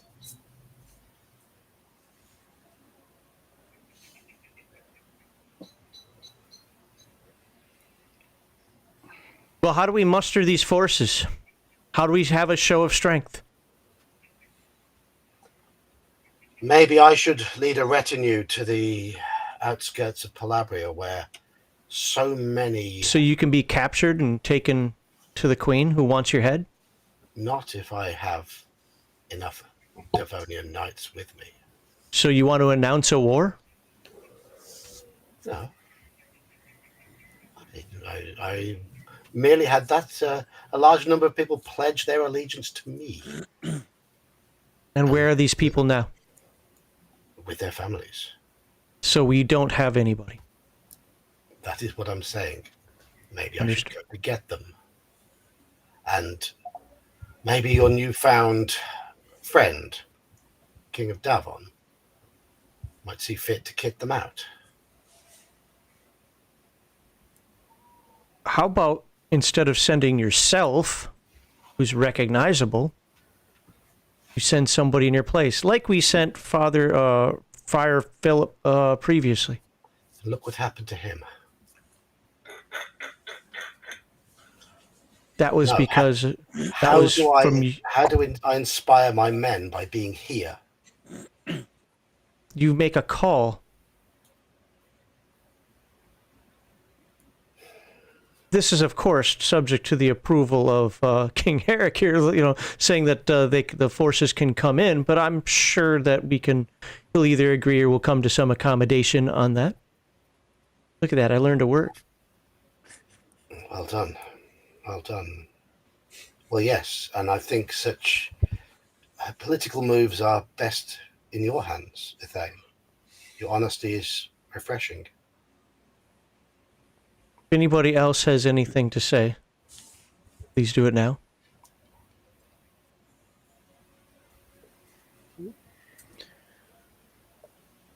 Laurelin, you've heard everything that everybody has said now. You're the wise man. You have all the information here that I can provide, that they can provide, apparently. What are your words of wisdom? Do you seek my words of wisdom, High King? Yes, I asked you last intentionally. Well, you do call me your wise man, though it seems I'm not sure at this point it is so wise. Do you think it's wise? I think you've done things that I don't understand, but I think everybody has done that. You have not done anything to jeopardize what we've put together here. What, honestly, I feel you have put together here. And yes, you creep me out. And yes, I don't understand what it is that you do or why you do it half the time. But it has apparently steered us on the right course so far. So unless you're doubting yourself, why should I doubt you? Very well. Well, your other wise man, the king of Davon, he does speak some truth in that you must make the decision.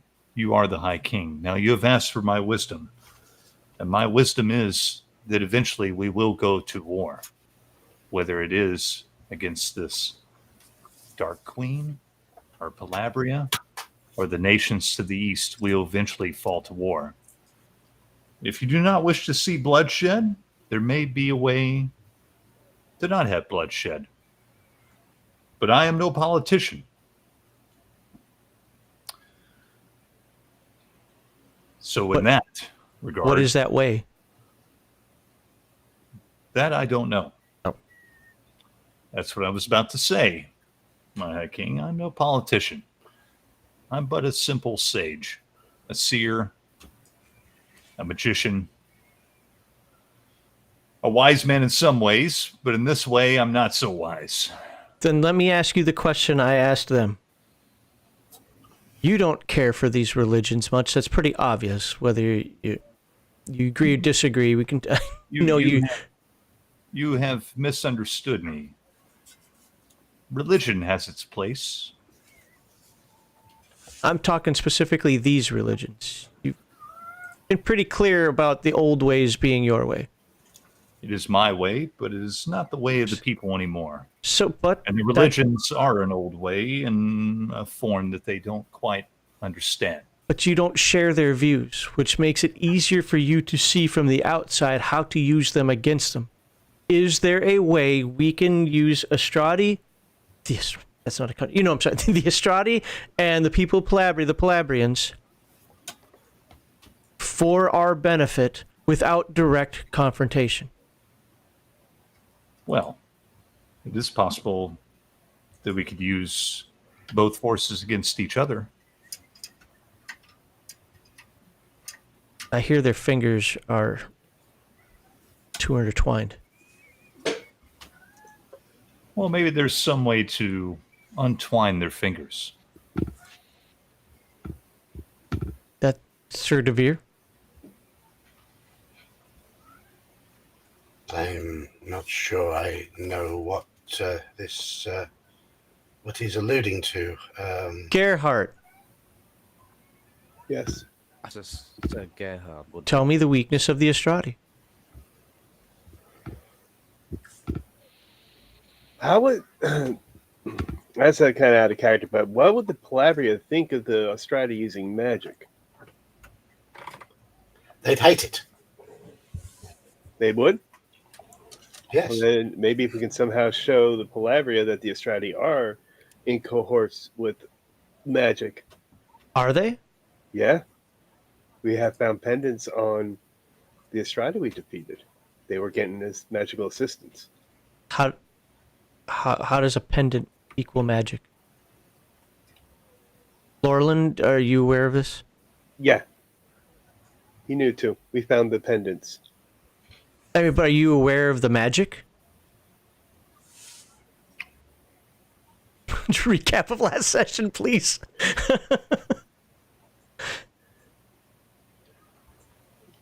These pendants are not familiar to me. They may be in league with some magical force. I assume that maybe they were in league with the Black Queen. If so, then they are definitely in league with dark magic. Oh, shit. Can you determine that? Oh. It is possible. Do we have the pendants here?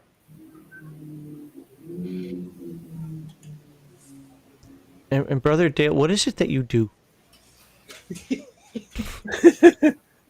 What would you say you do here? We're going to go ahead and put a couple of people under you. I and he's clutching the book to his chest. I have an understanding of the cycle of the. Do you know magic? Not really. Do you I know- fight? I know prayer. I fight. No, I don't fight. Despite what you saw when you first met me, that was the will of the gods. That was a good throw.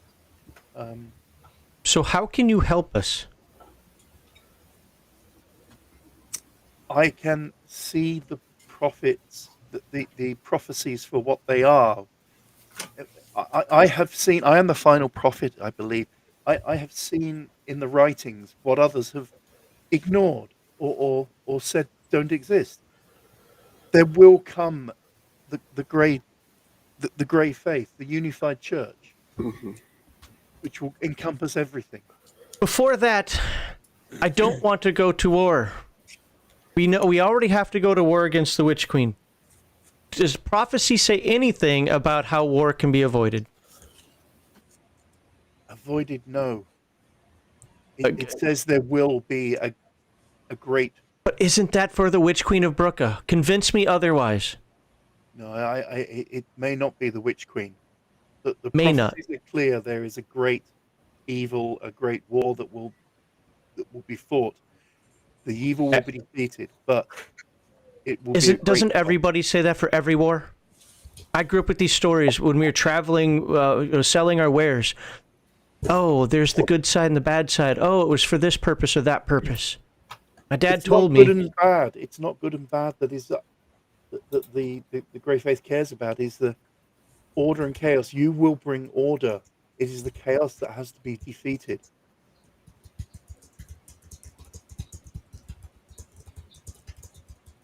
But nothing in there on how. You can't fight. You can't cast. You don't do magic. And your interpretation of the prophecies are maybe and what if. Prophecies are what they are. Isn't that what all prophecies are? Like, King? Yeah, which is why I don't tend to believe them and why I didn't believe you guys on this whole Pendrick cycle at first. The Witch Queen Now I don't can know. be defeated. I was starting to believe it, but now I'm starting to not believe it. You talk of fighting the different peoples, the different kingdoms, the lands. They must all be united. Then we can defeat the Witch Queen. If we have to go to war against Palabria, I will do it.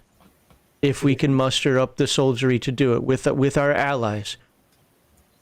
I'm trying to avoid that. I would rather use Palabria against the Witch Queen in a way that maybe they don't. You guys are smarter than me. I know this. You must unite all of the lands. Then the Witch Queen can be opposed. How, pray tell, do you suppose we unite such a divided land? Before you came into my room, Dale, I was deep in prayer, and I received word from my God.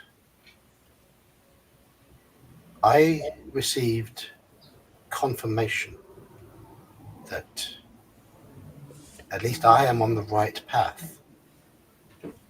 And the path I am on seems to be one of conflict with my former kingdom.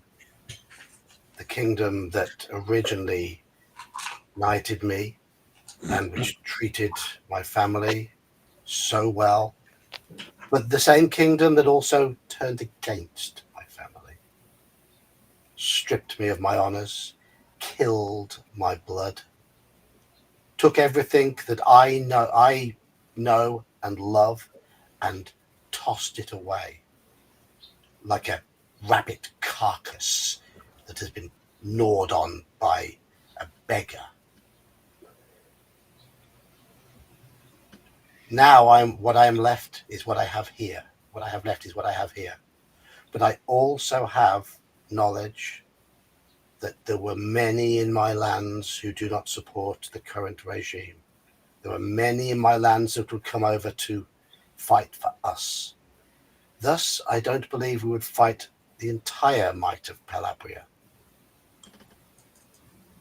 There will be those who will fight for me, and our cause.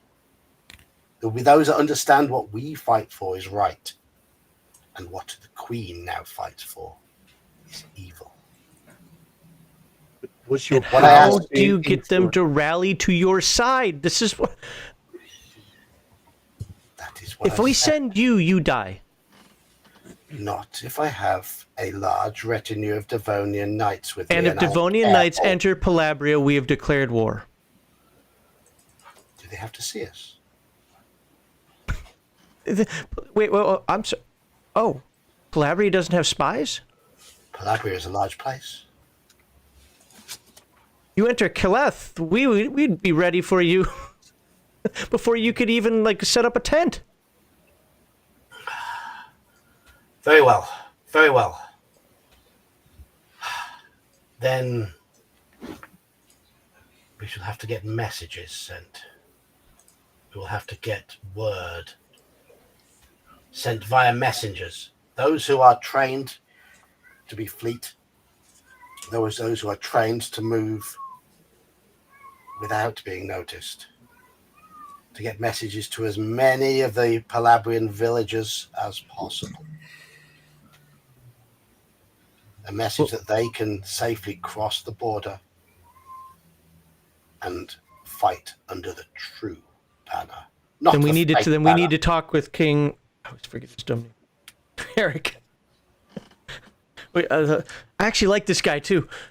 Well, let's get approval from King Herrick first that he's okay. What's the word? Beeswaxing these people in the land here. If we can train them to being an organized force, then it can only help. Is this something you all? I don't want to say Calabria. agree to, but is this something you all accept? My king, I accept whatever you accept, but I will say that if you wish to avoid bloodshed, first off, I think you're being a bit unfair.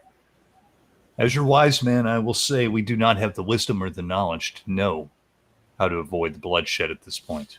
But if we can find the key to breaking that bloodshed, then maybe we can come up with the solution you're looking for. But right now, none of us have the knowledge of seeking.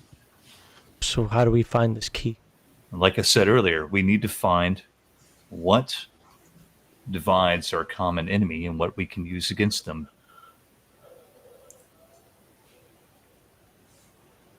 Okay. And we do not know that right now. We need to find a way to do that. Maybe Aaron has fallen asleep, by the way. maybe the So is everybody messengers watching? can start to spread rumors that the Witch Queen is in league with the Queen of Palabria Or the Estradi. and the Estradi. But I'm sure they know that she's in league with the Estradi. Once they know that there is magic involved, my people are suspicious. My people are very, very superstitious, very protective of their beliefs. And I'm afraid, Laurelin, many of my people would see you hung and celebrate it. That's nothing But- new. There's many people that have want to hang me. It failed. Well, if we can work these pendants then, and somehow make that convincing. Do you have the pendants with you? I would have taken one. Like when I stripped him of the armor, I would have kept it. Are you showing it to them? Yeah. Oh, I will. Dale, Laurelin, and Navri, you don't even need to roll. The pendants are radiating with energy. What you do need to do is make a knowledge check to see if you can figure out what kind of energy it is. Obviously, Laurelin and Dale will be a little bit better on that. This would be, Education education check. Can I use my or a cold. third sight? It'll give you a plus 20% to the skill. Okay.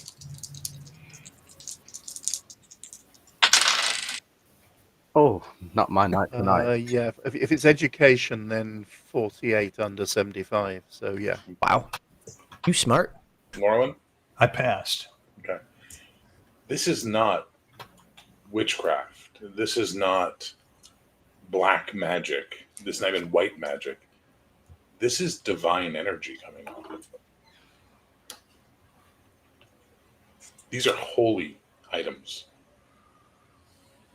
Brother The Dale, Ostrati, sorry, real quick, just so you know, the Ostrati are a zealotrous group of Ostorian orthodoxy.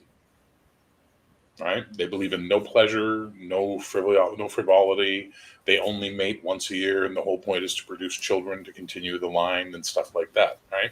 So they don't do baubles. They don't do decoration. Just so you know.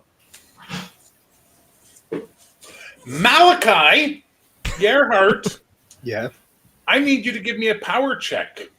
Ooh. Double check. Okay. 40 on the 04 on the 50. Nice. You can feel the power of the Primarch on it. Okay. Who's the Primarch again? Primarch Isaac Achenholz of Ostrad. Okay. He is the head of the Ostradi. You can feel him. You've been in his presence. When you became a Templar, you were in his presence, and you can feel that presence. Yeah, Laura, give me an education check. Spot hidden, I guess, would be proper for this. Add 20 for your super sight. I passed with a better success, not a critical one. Okay, well, with a better success, you're starting to get a very disturbing feeling that this pendant is a two-way channel. They could very well be hearing everything you've been saying. I think, and you would have to consult Brother Dale, because this energy that is emanating from these pendants is not of my ways. It is some kind of divine energy, and I believe that maybe our enemies are using this to hear everything we are saying. Isn't divine good? Aren't we the good guys? Not always. There are different divines. There are different creatures or gods or whatever they're called that radiate divine energy, that provide divine energy. It doesn't mean they're all good. So what does this mean? It means we might be compromised. Then we must get rid of these pendants right away. Does every Ostradi carry one? Yes, we must destroy them. Each one did, didn't they? They did, yes. Yeah. But you know, Gerhardt, that these are not standard issue. Yeah, not every Ostradi is going to have one. Just can't catch a break. And I would agree with DeVere. I think we should destroy them. Well, I know the island now can be unified. I suggest we drop them down the castle's latrine, so all they ever hear now is the sound of shit being dropped upon them. You know what? That's a great idea. Off to the privy with thee. Yep. So you drop them down the privy. It's getting late, and you're all starting to feel that you need to sleep. Mm-hmm. So you do. None of you have a good sleep. Thane, you dream of war. Cody, use magic to eavesdrop on them. Says Law Dog for $5 American. Thank you. By the way, thanks for all the super chats, Law Dog. Really appreciate it, man. So basically, you dream of war. You dream of blood. You dream of yourself in the middle of a battlefield, older, your hands covered in blood, and you see all the kings you've met laughing at you. Laurelin, you dream of ravens, and their cawing is laughter. You're being mocked. Dale, you dream of the first church of the United Faith on fire as Austrati knights with faces like demonic monsters burn and kill and murder all around you. Gerhard, you dream of the Primarch. You dream of being chained and crucified. Devere, you dream of a castle far away in Othay, and you dream of a beautiful woman being murdered by agents seeking revenge on you. Yes, her. And Navri, you dream of your family being beheaded by an enraged Tanir who cries about being betrayed for a pagan faith. But eventually, sunlight wakes you, the morning comes, and there's a knocking at the common door to the room. Who will answer it? I guess I will. So you answer the door and you see Sir Lester, the knight you first met when you arrived in Davon, and he looks at you and he goes, Your Majesty, I'm not accustomed to kings answering their own doors. Oh, come on in. My regent, King Harrick requests you and your people in the war room. I am to inform you that you have but about an hour to bathe, dress, breakfast, and join us there. Thank you. The gods will show you the way. And he sort of bows and scrapes his way away and then leaves. Gonna knock on all the doors. Get up! Yes, he's the High King, but this is like college at the door. I'm up. Now, did anybody keep a pendant, or did you literally throw them all down the privy? Privy. Privy. Laurelin? Not keep a pendant. Okay, just making sure. I'm not going to pull that because we are already said I was going to destroy them. So Fair enough. What'd you say, Malachi? If we would have had, I would have only had one, and it was the one that I shown. We would have just gotten rid of it. Yep. Okay. So the king is waking you all up. Okay. Get ready. Get up, we got an hour. Dress in your finest. Well, I'd like to go to the privy Okay. and communicate via my ring piece. A little morning news flash for them. Is that it? Yes. All right. Fair enough. But yeah. Otherwise, yes. Go to the war room. Fireworks. Oh, that's weird. Was that your cat?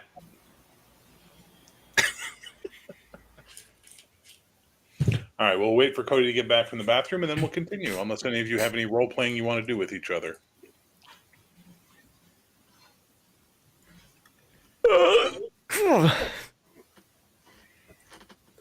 Where's Perrin? Because shouldn't he have answered the door? Shouldn't he have been alert to look after his king's wishes? Well, That's what I was thinking. Oh my god, you guys are now treating him like a manservant? No, he's guarding his king. He should be. He's the one to make asleep. sure. He's a kid. Yeah. He's had a big day. I can't expect you to do anything I wouldn't do myself, so now take that as a lesson. You can answer doors. Oh. But now that he's awake, he's getting breakfast for you all. Oh, he's been so forceful now. Is he still talking about his dagger? No, but he's wearing it quite proudly. Nice. Oh, you must really have had a good conversation with the king then, eh? Como? What do you mean? Can we? Look, he seems more confident already. Oh, you're talking about him. Sorry, they were Yeah, all talking about Perrin. I'm like, what are you talking about? Sorry. Fucking stoner. Yeah, I'm trying to balance this whole character growth thing and the fact we only play like once a year. So. All right. Oh, let's be fair. Let's be honest. The last time it was my fault. Well, it's my stepdad's fault. He had to go and die. Silly mortal. Stupid mortality. I'm going to sit and chat with Yeah, Perrin. that thing. Say, Perrin, Oui, chevalier. it seems that we will now be fighting on the side of Davon, and likely against Pelabria. Eh bien. I would like for them to make you a gambeson. Why? What colours would you like? Red and gold. Red and gold. And blue. You'd like to mix the colours of the two? My tante, she wear red, gold, and blue is her colors, and your colors are red, gold. So if I wear red, gold, and blue, I wear both your colors. And what's the colours of Davon? Davon? Oh my god. Good question. I've never thought about that, to be honest, you silly player. There you go. There's the for the end. John gets the points because you know what? He stumped the DM. Well, I know none of them have purple because we made purple for the High King. Bronze and dark blue, like a midnight blue. So the blue works. Well, no, because you guys, he's talking about, you know what her colors are.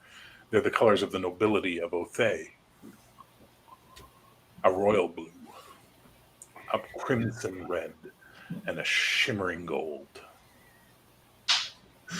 That said something, wouldn't it? But we should fight in combined colours of Pelabria and Davon against the Pelabrian heretics and reclaim the land. Should we not have the colors of the High King? I agree with Perrin. Should Point? we not? Pardon. We could. Maybe you have a point. Maybe you're wiser than me, young Perrin. Okay, Maybe you are. if you wish. You know, it works. If you mix red and you with blue, did you know you get purple? Okay. Yes. Oui. Good.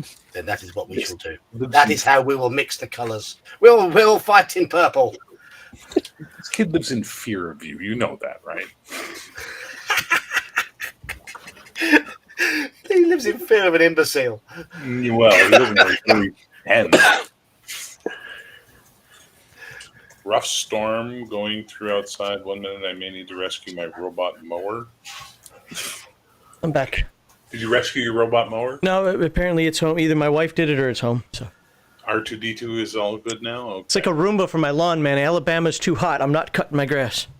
All right, so you guys go to the war room, and you walk in, and there's a group of nobles and some knights in there, and the king is like, good to see you. Glad you made it. Very good. And on the wall is a massive tapestry that has essentially much better painted this on it. The entire island and all the kingdoms. And if we zoom in, we can see Davon. Mm-hmm. We can see Pelabria. And then he's literally tapping the map here. Oh, I was mistaken. For some reason, I thought we were south of Pelabria. Okay. No, you're north of him. Because Uri Day, and you see Ostrad here. Yeah, for some reason, I thought Uri Day was where Pelabria was. Okay, that was my... got it. We're good. And this is what he's showing you guys on the map. Just, like this is the area he's talking about. He goes, You have asked me what you can do to show the island. What do any of you know of the Uriday people? What history, what knowledge? They're north. Yeah, it's a real shame we don't read the handouts. Or we did 2 years ago. I know. The Uriday are the first and only Efrani kingdom that has signed the Treaty of Islay. I have supported them through my life. And they are now subjugated by the Ostrati.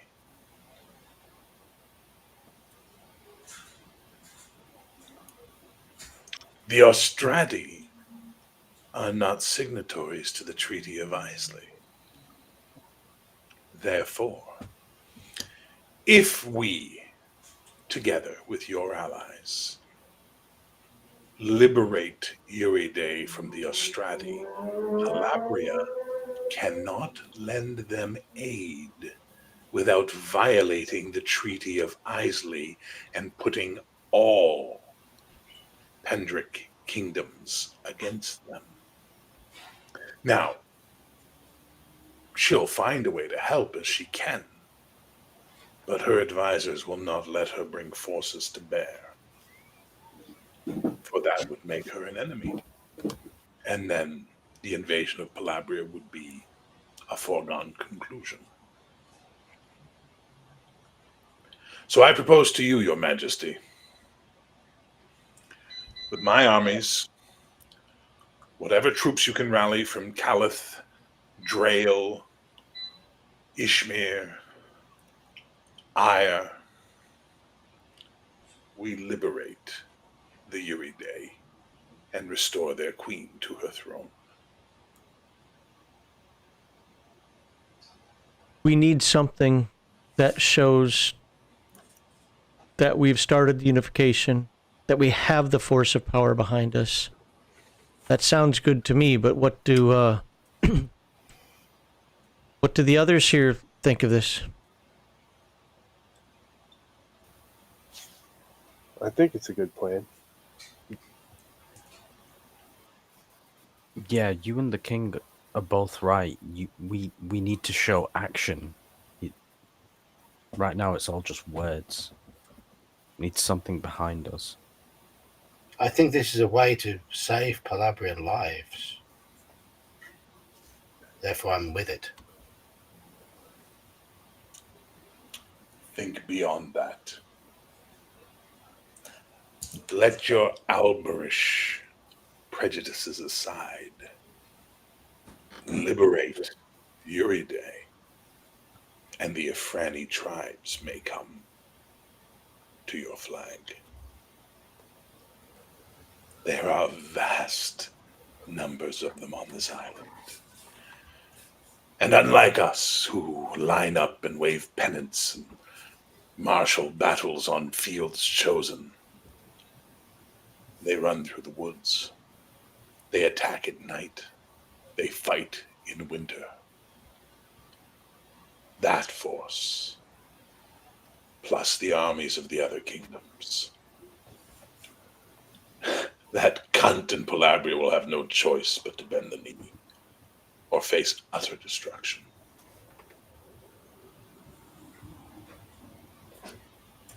That is my proposal, High King. It is yours to decide yea or nay. I want to hear more from people who got me this far.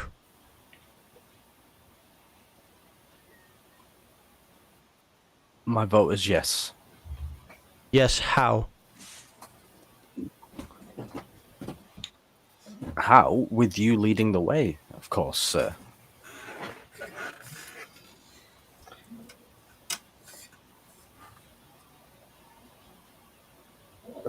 The king makes sense. His plan makes sense. I think we should follow through.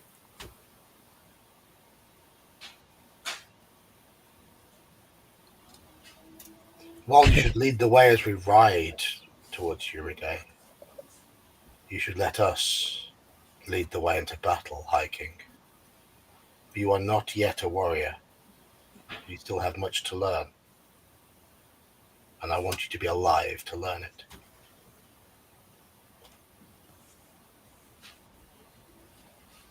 I want to be alive to learn it too. But so actually, I'm looking back over at King. I call him Harkin. I gotta stop doing that. Herrick. King Herrick. I would like Sir Devere or somebody in his stead to contact people that he knows in Palabria. Apparently, there are folks there who are not happy with the Queen, obviously, and he thinks he can muster them. Can we muster them here without causing problems? I have a piece of land, maybe 25 miles wide by 25 miles tall, right near the Palabrian border in the hills. It's not much of a piece of land. I maintain a summer palace there, for lack of a better term. I've visited it once in my life. It is yours, Sir Devere, making you a noble of Davon. And if you wish to muster the free men of Palabria to your flag, they may use that land as you see fit. I thank you for this most gracious offer, my lord. I will make the most of it. Good. Sir Devere, can you then reach out to whoever you need to reach out to get this process started while we go north? Prepare your messages and I will give it to my people to distribute. My king, before we go north, we must go west.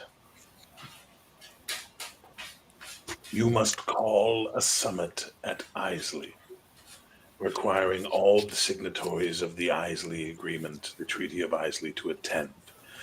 Evelyn does not recognize your authority, therefore she will not attend. Once you have all the kings there, you can secure them and their pledge, and we will declare the war to liberate Uribe. If you want armies to move, you must do it in the proper fashion. And you must be there in Caleth to greet them all. The good news is you know them all already. And I get to go home.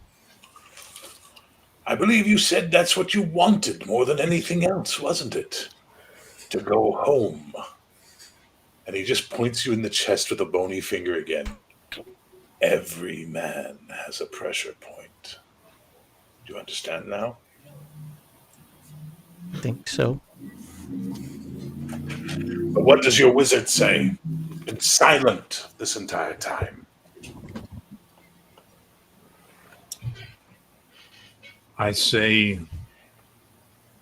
you do what your heart tells you, High King. We were talking of peaceful solutions, but now we're talking of war again. But if that's what you wish, that's the way of it. Again, I'm no politician. I still like the idea of peaceful solution, and I think we still can look toward that. But as you said yourself, we don't know what that is.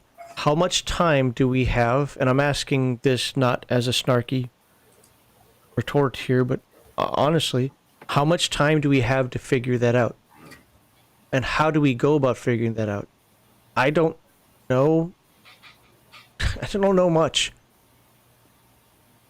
I'll be honest with you, High King. I don't either. So it seems we've chosen violence. And if that's what we've chosen, I'll be there at your side. Weren't you the one that once said that violence is what, well, to use my words, the dumb people do? It is the easiest solution to a problem. So it's the solution that usually, if I may be frank, the ignorant usually choose. But that doesn't mean it's not always the worst solution to pick. Very well. Sir Devere, Gerhardt, well, actually, he's Sir Bocht, and Prince/Sir Navri. You're the warriors. We will prepare for the war. Brother Dale, Laurelin, I would like you guys to find another solution, if there is one available. Find out what that answer is, and if it exists within the amount of time that we have. In the meantime, I can go to Caleth, go back home, and from there it's going to take time for people to show up.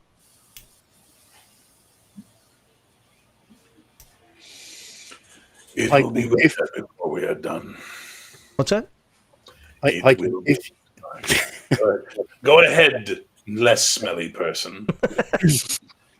I think if you can bring the forces together from several countries, perhaps that will be enough to have a bloodless war. And Do both. Yeah. Your day.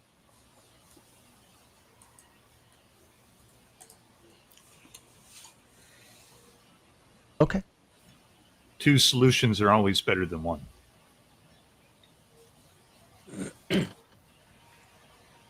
All right, I don't know how to command this any better than I have, so that's what I'd like you guys to do, and then Sir Devere Navria, you probably have the most experience in actually mustering armies. So when we go to Caleth and people start showing up, a knight commander can start commanding some knights.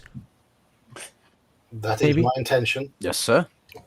And then Bocht, you need to teach me everything you know about the Estradi religion. Do a montage. Reading books and putting stuff up there and building crosses or whatever. and then learning how to fight, and then like looking at maps with little armies moving around and like and arguing and Never gonna hold me back. exactly. It's gonna be amazing, this montage we're gonna have. So Devere, you're asked to write a letter to the people that you want to have. They scribe out copies of it, and then they distribute it to their spy network to take to the people you've told them to take it to. Thane, you are asked to write the call of the High King to council at Islay. A copy is made of each one. You need a signet ring, so they actually will make you a signet ring over the course of these couple of Nice. or whatever, so that you seal all of them. My butterfly ring. Your butterfly ring, exactly. You seal all of them with your Pendrick butterfly, and then those are sent to all the kingdoms that have signed the Islay Treaty, which includes Husky, Calabria, Drael, Brooka, Ire, Ishmir, and Davon. He's like, thank you. Yes, oh, very good. I've been called to a meeting. That type of idea. Dale, during this time, you are contacted by a group of mystics within Davon who are Pendrick Reformation, who want to know more about this unified church and the Grey Faith, because the Grey Faith is, one of the bases for the unified church. So you spend a lot of time in their company, studying and learning and teaching. Navri, you feel a strange call to this place just outside the city walls. And when you go there and you look at it, you know this is where the High Father's church must be built. Here. And as if to say that it wasn't like preordained, once you have this moment and you turn around to head back to the city to go, I got to get this thing going, you see Brother Dale and a bunch of mystics walking up to the area that you're at because they've decided this is a really good place to study and learn in the wilds, in the nature of God's world. So Gerhardt and Devere are training Ethane. Meanwhile, also at the same time, Herrick's Marshal is teaching you all the finer points of large warfare and troop movements and learning like how much goes into fucking this stuff, which is insane. You know, that montage includes a bunch of elbowing. Wake up. There we go. And Laurelin, as you sit contemplating the peaceful path, a raven lands in front of you, turns its head, and then its mouth opens and you hear the voice you've heard before. It would appear we need to speak again, Laurelin Lockwold. It's the Witch Queen of Brooka. Yeah. So I open my eyes, look straight at the raven. Well, we were speaking. As you open your eye, you can see the shape of her around the raven as if she is possessing it, and then suddenly it just goes, and you are in a room, very ethereal, very smoky, what have you, and there's a stone table between the two of you, and she sits at the other side of it. What has been set in motion? Why would I tell you that information? I thought we already made a deal. You are about to bring this island to the point of war. It's not I who's going to bring the island to the point of war. You are meant to control the High King. You are meant to guide the High King. I give him the information he needs. I am his wise man. If he seeks my wisdom, I shall give it. If he doesn't, I won't. It is up to him. He is the High King. He is the one that has to make the decisions. A leader has to take the labels and lead. Not me. I'm not the leader. I'm not the king. If he makes the wrong decision, so be it. And I will fall with him. While it would amuse me to attend this conclave in Islay, I will not, nor will any representative of Brooka, and our statement will be sent, but you will know it now. Brooka will not engage in any open warfare until the time set between us has been expired. Of course. We already made a pact, and I know you will honor that pact. Honor? I care not for honor. I will use the time that you are distracted to destroy those witches in a skein. Isn't the High King's female there? I believe she's about to give birth to his son. What a shame. While you're playing soldiers, I will win this game. And you're back in the grass, and the raven flies away.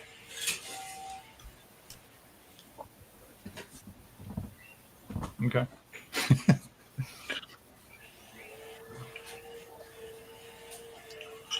Are you telling anyone about this, or are you keeping it to yourself?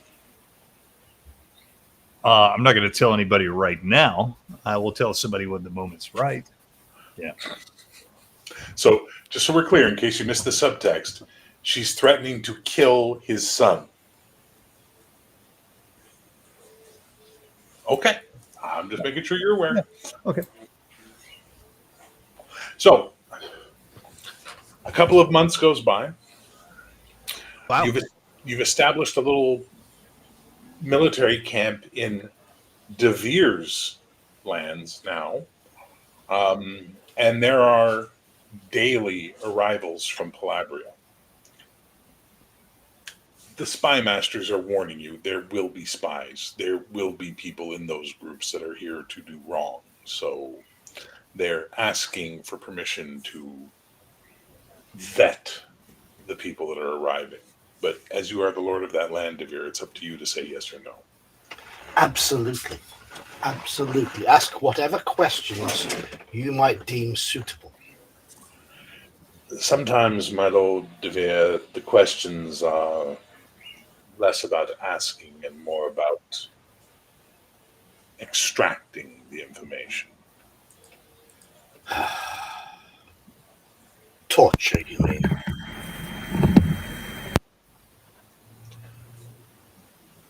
If that is the word you choose to use, my lord, yes, torture.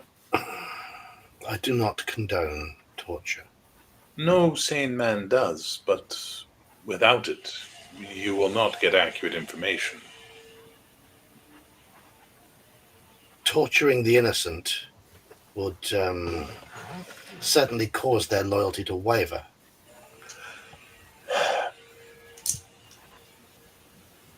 Their loyalty will not be a question, as they will be dead.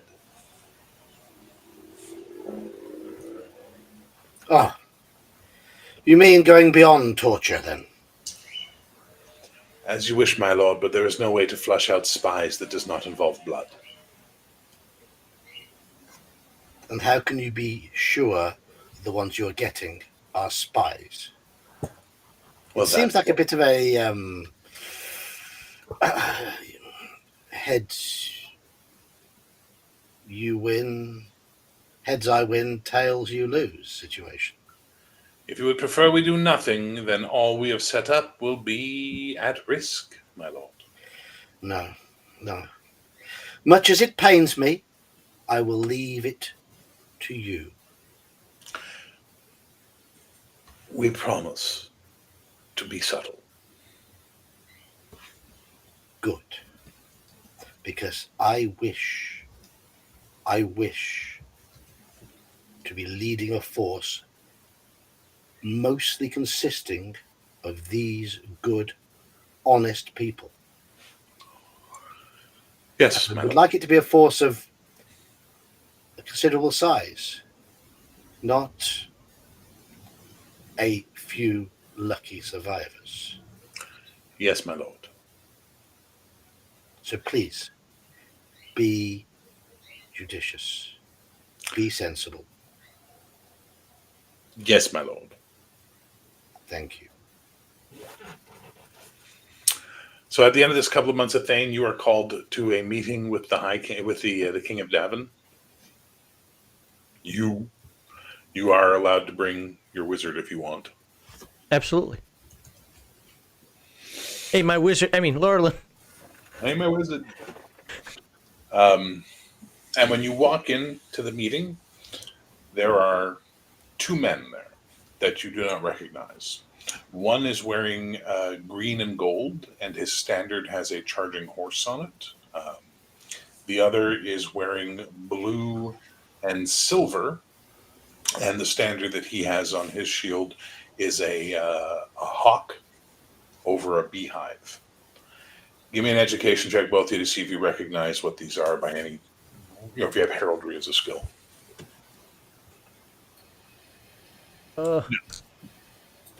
You said education check?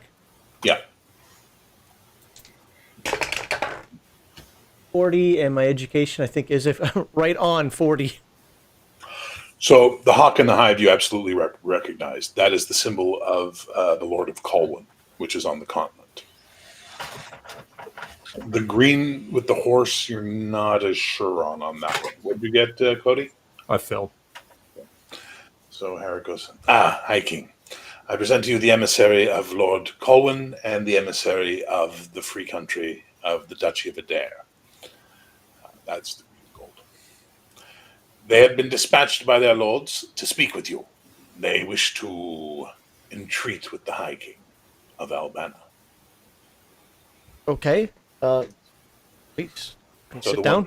The one from Colwyn says, thank you, sir. We've come to extend our greetings from Lord Stephen of Colwyn. He wishes you health and prosperity.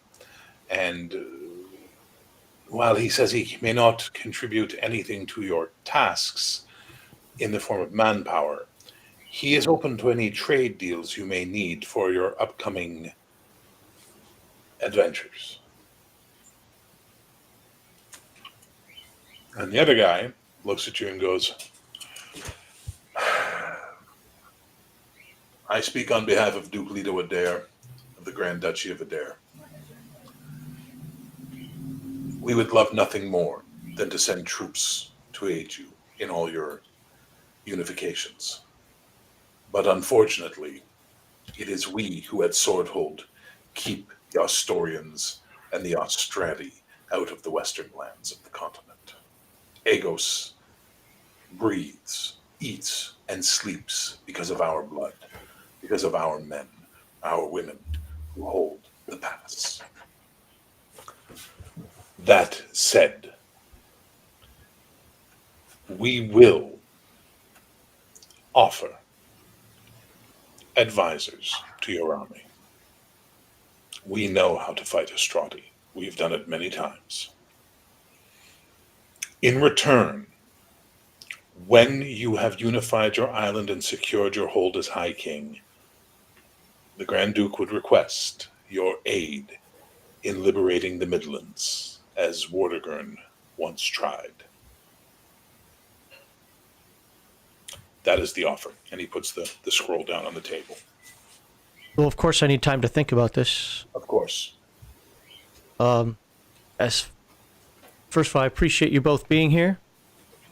Long life to your rulers as well. Yeah, let me think about this. It's a long trip that you guys took out here, so I mean I can appreciate that. Thane is just rattling his head like all the nice little pleasantries he can think of saying because he doesn't know what the hell to do right now. The Adari gentleman just listens. He goes, King Herrick sent message many months ago, probably around the time you began your unification. Well, we can use all the support we get, and I am a type of person that believes that you help me, I help you. With that said, let me be very open about something here. I don't know what the result of this is going to be. Even if I win, and I'm saying I now, which is really weird. Even if I win, I don't know what that means. I don't like to order people to go to their deaths, especially for a war that doesn't involve them directly. It'd be tough for me to ask them to do that. But I also tell you, for whatever it's worth, I will honor my agreements. And if you help us, I just think it's only fair that we help in return. Well, if I may, Your Highness, Colwyn follows the Reformation, the Reformed Church, like the island here does for the most part. Also, we failed, and so did Adair, to aid Vortigern when he attempted to hold and liberate the Midlands from Othay, the Palathian League, and Astoria. The suffering of the Atlantic people, who are cousins of ours, has been a great shame on our nation's honor, and my lord would greatly like to rectify that situation in the future. Vortigern was a good friend to Colwyn, and I know he was a good friend to Adair. There's no deny Vortigern was admired by many in Adair, including the Duke himself. Therefore, we will be allies of your unified island when the time comes. Understood. I hope to be half the person Vortigern was. We will take our leave of you, and when you are prepared to reply to our lords, I'm sure we will be ready to transport those replies. Thank you. The Adari guy stands up. Like, the Adari guy is just like, okay, you know how most people in the world feel when American military people are around them? Like, just like, oh, Jesus, these guys, like, fuck. You know, I mean, that feeling? That's what you get from the Adari. It's like, these are people who fight every day, you know what I mean? And they see themselves as, you know, the lone sentinel on the wall mentality, right? Like they are the ones who hold everyone else's lives in their hands because they are the place of entry. And he just gives you that vibe. And he's also bigger than most people you've ever met in your life. Like they're tall, robust people. You know, they're not Draelish, they're not giant men, but he's a big man, probably like 6'1", 6'2". You know, he's not a small man at all. And with that, they take their leave and head out, leaving you, the wizard, and Herrick. Talk to the king first. This is where I know you said I have to make my own decisions, but this is where I lose understanding of the politics. because I don't want to fight somebody else's war, and I don't want to condemn people here to go fight. If I have to do it, I have to do it. But I don't want to condemn people of this island to go fight somebody else's war if this turns out in our favor. Sadly, the Palamrians and the Oski have convinced many on the island that the Atlantic campaign was Vortigern's folly. I disagree. The Atlantic people are like no other people in the continent. They are a blood that is unique. It is their own culture, their own language. Everything about them is different from the rest of us. That they are suffering under the yoke of the Palathians, the Asturians, and the Othasians, who have split the Midlands 3 ways between them, with a false prince ruling over Maryland, the central piece, is tragic. We've heard reports of the atrocities perpetrated against Atlantic women, the castration of their males. It is a word that my vizier once taught me: a genocide of the people, a concentrated effort to remove them from existence. But within them are the seeds of the united church that your brother Dale speaks of. They practice the Grey Faith. They are the origin of the Grey Faith. That is all I can tell you and all I can advise, because we have to deal with our island first. Laurelin? I'd like you to talk with Brother Dale about this and get his advice as well. But before that happens, do you understand where I'm coming from? I know I'm not the brightest person, but maybe I'm not saying this the way I want to. You are brighter than you give yourself credit, my lord. Well, I don't want to commit the people of this island to a war after, for lack of a better term, we burn it to the ground and rebuild it.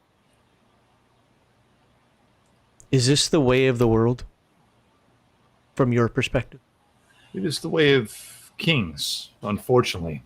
You have to do things, you have to send your people to do things that you normally would go against your moral understanding. Sometimes you have to do things you regret. You have to command people to do things you regret. And sometimes that's for the greater good, and sometimes it's not. Sometimes you succeed, sometimes you'll fail. And But I thought I was getting used to this. Hopefully, you have to make the decision whether it's for the greater good of all. And if you believe it is, then you do it. If it's not, then you don't. Simple as that. It doesn't take a genius to understand it. You need to think and reflect. I will have my people bring to you everything we have about Vortigern's war, so that you can familiarize yourself with its history, and that will help you make a decision. Know what came before, so that you can attempt to predict what will happen. Or at Thank you. least prepared. 2 days later, on a frosty, cold morning, it's misty, it's not great weather, messengers from Ishmir arrive. They're taken directly to King Herrick, who then has you, well, probably all of you are going to wind up there, but specifically Navri, brought to his council chamber.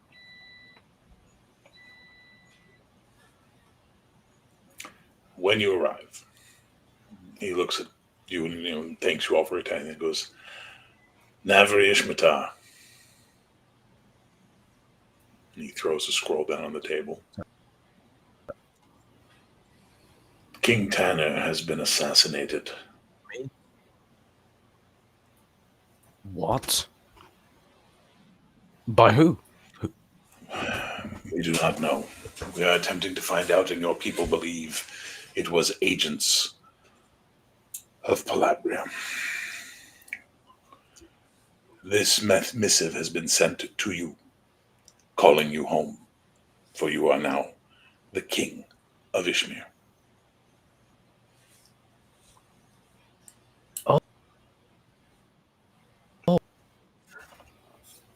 Oh, that's a lot to take in. Okay. I guess I should go home to my people. Why are you still here? What? You're the Paladin King of With your Ishmir. permission. No, you don't go. You take this at Will face you value. all come with me? I have to stay here. You take this at face value. Could it not be a trick?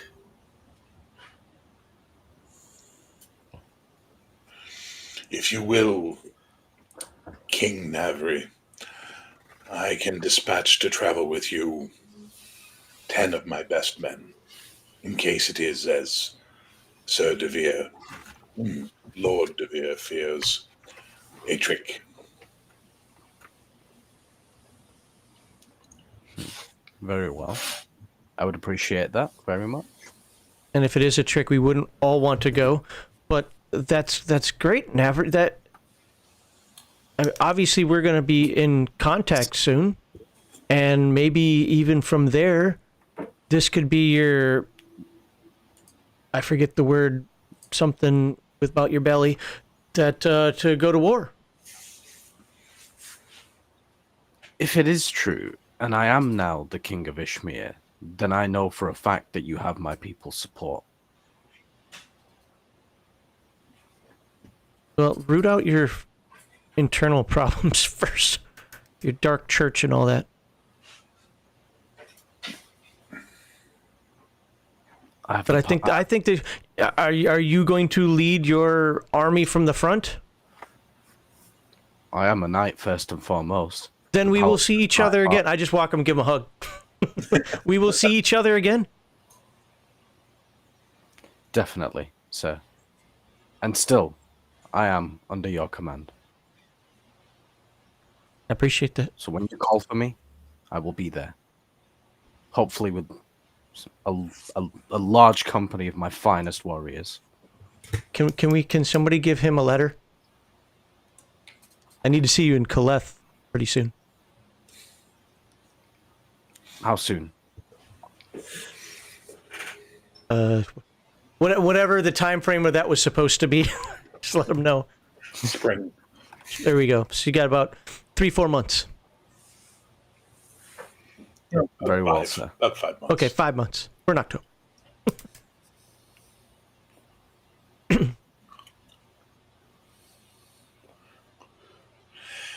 And he with that, froze. He froze so much he left. He's gone. Everybody? and with that, Navri will head for Ishmir.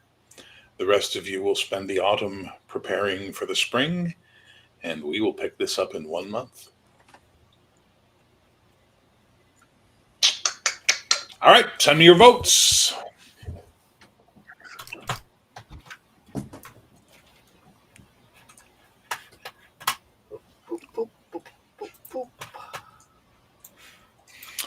Oh, Condor came by and voted it down. Oh, did it? Oh, every video gets one down vote. I know exactly who it is because when he makes videos, he talks about the subject matter of my videos, professing that he doesn't watch my videos. Oh, right. Okay. Yeah. I see it as it's like a badge now. It's like, yay, level up.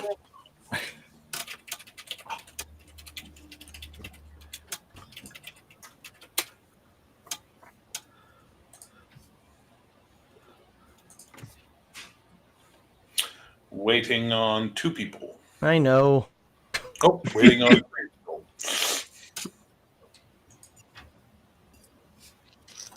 Oh, wait, no. Now waiting on 2 people. There we go. All right, we'll start at the bottom and work our way up. Iman, who did you vote for and why?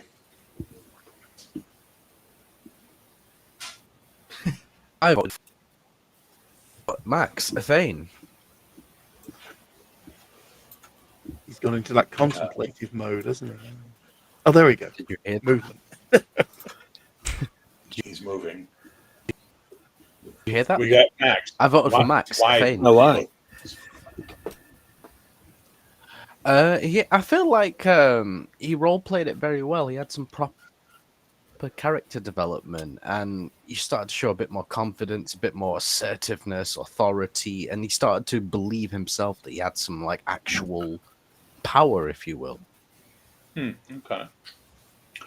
And what was your highlight?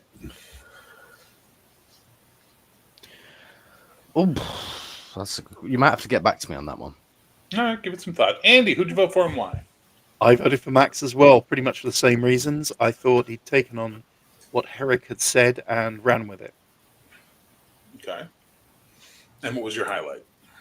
I did like him summoning Lurelin with the mug of ale. I thought that was fun. That was a cool moment, yeah. It was nice. All right, fair enough. Malachi, who'd you vote for and why? I voted for Max because of the progression of Thane. You know, taking on the responsibility, you know, trying to be a man of action. Okay. What was your highlight? I think for me, my highlight was our interactions with the king when we first met him, and how he said about everybody has a pressure point, and he showed us our pressure points. Okay. All right, that's legit. Hey, John, who'd you vote for and why there? Well, you know, I voted for Max because, quite simply. I mean, it was De Vere's progression last session, and it was very much Ithane sort of growing into the role. He's still a little bit reluctant, but I think the seeds of kingship are beginning to emerge, and I think he's pacing it very well. That's fair. And what was your highlight tonight? A little more whimsical than the others. Chat won't have noticed, but there was a lovely little message that came through on our private chat during that. There is a faint cry from somewhere in the castle, as if someone being dunked in ice cold water. Yes. And that was Andy. That was Dale's bath. Yes, that was a charming moment, to say the least. All right, Cody, who'd you vote for and why? I voted for Andy, actually, because I knew everybody would vote for Max. Of course, he did a great job, but I felt like Andy did a really good job, too, because he didn't get to shine a lot, but he did a really good job of staying in character, though, every time that he did get to shine. And for me personally, it's been really hard to get back into this character after this long of a time, and I think he has maintained that character this whole fucking time. So I give him props for that. And my favorite moment, I agree with Malachi. I think it was King Herrick. Actually, I would give him MVP because that was the best character of the session for sure.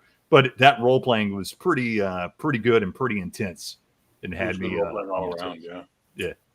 Everybody was really dialed in there. That was a good way to go. All right, cool. Thank you. And the man of the hour, it appears. Who'd you vote for and why?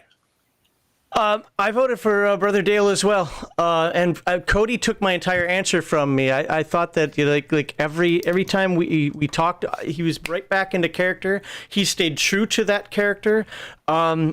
Everybody, as normal, everybody did a really good job today, but it was so heavily focused on my character that it was, that everybody kind of had their little times to shine. And well, I liked what everybody did. The fact that he could always just pop right back in, like, what do you do? And he's just like, well, what I do is I give you the props. And I'm like, okay, this dude is playing his character. I really like that. I agree. I very much agree on that. All right, what was your highlight? My highlight was, I'm going to give you a twofer here. This is also the thing that is now driving Ithane. When he came straight out and, first of all, he said, I hear you're married. And I'm like, I don't remember actually marrying her, but okay. That's awesome because Ithane is like, fuck yeah. I knew about the kid, obviously. But then the fact that he opened up and basically said, do what you want. And within that construct, I'm like, okay, this entire war for Ithane is now about her. Nice. Nice. Oh, what was the thing that Herrick said that locked Athane in? Sorry, I didn't quite Well, understand. it was when he talked about how he had his wife and then said, "I know you're married to the," and his Gito, and kind of laughed about it, and then and with child and so on and so forth, he's like, what are you fighting for? And I'm like, well, that's you have to know what you're fighting for. That's what I'm fighting for. That is exactly what Athane is fighting for. He didn't even care whatever dude was saying after that. He's like, sure, great, yeah, pressure points, yada yada. I'm fighting for that. For that woman and that baby. There we go. Oh my God! If they get killed, Laurelin. Oh, yikes! Well, Max, normally you would win because more people voted for you, but I'm actually going to break my own rules and give it to Andy. That's fair. I think Andy literally deserves it tonight for the role playing. It was so heavily centric on me anyway that I get it. Yeah. But Andy's ability to keep the character alive is really, really good. So that's awesome. So you get, I believe, a bonus luck point and a bonus skill roll. Please take advantage of them. But I'm also going to give you your props as well, Max, because you earned it. So you get your bonus luck point and your bonus skill roll as well. But I want to give an honorable sort of judge's award to Andy because I think he really did a good job on that. As a player, I hope that you guys also saw that I was trying to bring you in. I think I did not. I was getting a little like, okay, this is really, really focused on me. I get that. That's cool, but I want to bring in everybody in this. So I hope you guys saw that, and I hope I did that fairly for you. Yeah, I for sure saw that. My problem really, I'll be honest, was like I had a really hard time getting back into this game after this long. Like I can't even remember what that headspace of this character is. So you're asking me questions and stuff, and I couldn't remember shit. And I have notes and stuff too, and I'm just like, I don't even know what this says. Well, but that works to a certain extent because No, it was just because the last thing he did was absorb a witch. Yeah. So there's fair play that Laurelin's kind of fucked up right now. You know what I mean? Yeah. I'm going to go around the table and give you guys each of your props that I feel is necessary right now. So, Max, we know, you grew tonight. You did a good job. You really allowed the character to start to understand the severity of his situation. I think it's funny as fuck that you're all trying to figure out how to do this peacefully. It's like, there is no way to unite this island peacefully. If you guys can cook one up, more power to you. But challenge accepted. I love the fact you're trying. Cody, I like how much more Merlin Laurelin was this time. I don't. Yeah, but he did. He got to a point where he kind of went, all right, then fine. Do what you want. Here's my advice, but do what you want. And I love the fact that Laurelin was a bit jealous of Herrick's relationship with Athane. Well, you've already spoken to your first advisor. Like it was your first wise man. It was like, I love that. It was like a really like, Laurelin's feeling butthurt. I loved it. It was so good. John DeVere is becoming less of a cunt with every session. And the nice part is I think we've had 3 sessions in a row now where his country has not, he sort of started to backpedal a bit in Palabria, and then the rug got pulled out under him, and he's like, fuck that. All right. I now have a purpose. Free my people. You know what I mean? But he's still staying true to that character. But without being a cunt. Without being a cunt, exactly. And that's really good. So I really like what you did there. Malachi, you actually role-played tonight. Good for you. It wasn't much, but there was a little bit, and I loved it. It was really nice. I'm going to give you. I'm going to remind you to look at the campaign primer and read about your people, so you have a better idea of who the Estradi are, because I think that would help you a lot.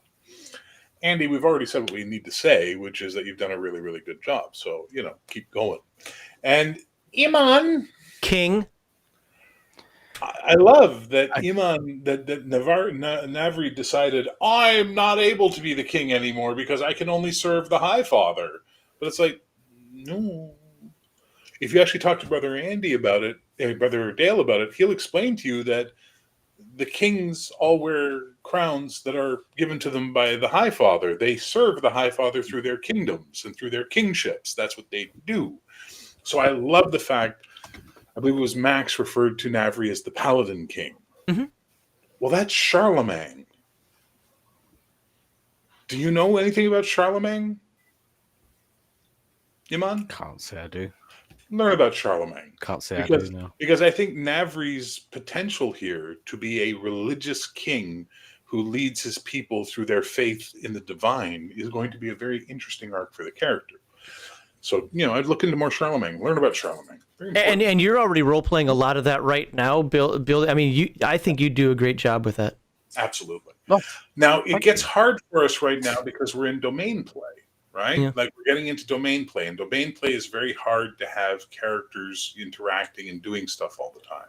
So I'm going to have to think about ways to do that moving forward. But if you guys have some suggestions and you want to discuss it in the group chat, I'd be really open to that, because it's really kind of hard to, sort of how do you give everybody their fair share, but you were trying to bring them all together, but this domain play starts pulling you apart because you all have things to do. You know what I mean? So it's one of those things where I would be really, really open to discussion because I've never run domain play before. So this is my first time. So I'm learning as I go as well. So that would be helpful if we talked about it in the Discord chat. That would be good because we can get some ideas of how to do it. Now, does that mean maybe making backup characters that can be used for more, specific stuff that you do? I don't know. We'll Devere can play Perrin. Or John can play Perrin. Now, the next question is, we're going to have about a half-year jump. In total, about almost a year. Like, we're going from the end of summer to the beginning of spring is going to be the next jump. So I need each of you in the chat to tell me all the shit your characters are going to be doing over the course of the autumn and winter. Okay? And like all the stuff you want to get accomplished and all the things that are important to you. Please, because that's going to be important. And we'll figure out the date from when we pick it up. So there you go. Any final thoughts from anybody before we wrap this up? For not remembering anything from last session, I thought everybody played great. I'm happy to be part of this group of gamers. I hope we can keep this going again. Well, it's funny. I've often thought about how, I've always been like, I should just bring this game to an end. I should just find a way to end it so that way we could play a game that was less together, because I like us role-playing together. You know what I mean? Like, I do enjoy this group, and I would hope that once we do get to the end point of Codex Albana, we can still keep playing together in something else. You know what I mean? So no plans to end it just yet. I think we hit a really good stride this session. I think we hit a really good point that takes the campaign forward in a weird way. But we'll discuss all that offline. Thank you guys for playing today. It was a lot of fun. Thank you everybody who watched on all the channels that were co-streaming and on my channel and all of that. I really, really appreciate it. It's been a couple of months, so it's nice that we had an audience today. It was nice to see everybody showing up for it. Thank you so much. Peace, love, geek, and we'll be back with more Codex Albana, hopefully, barring bullshit, in 1 month. I have no more dads that can die. It's okay. Ow.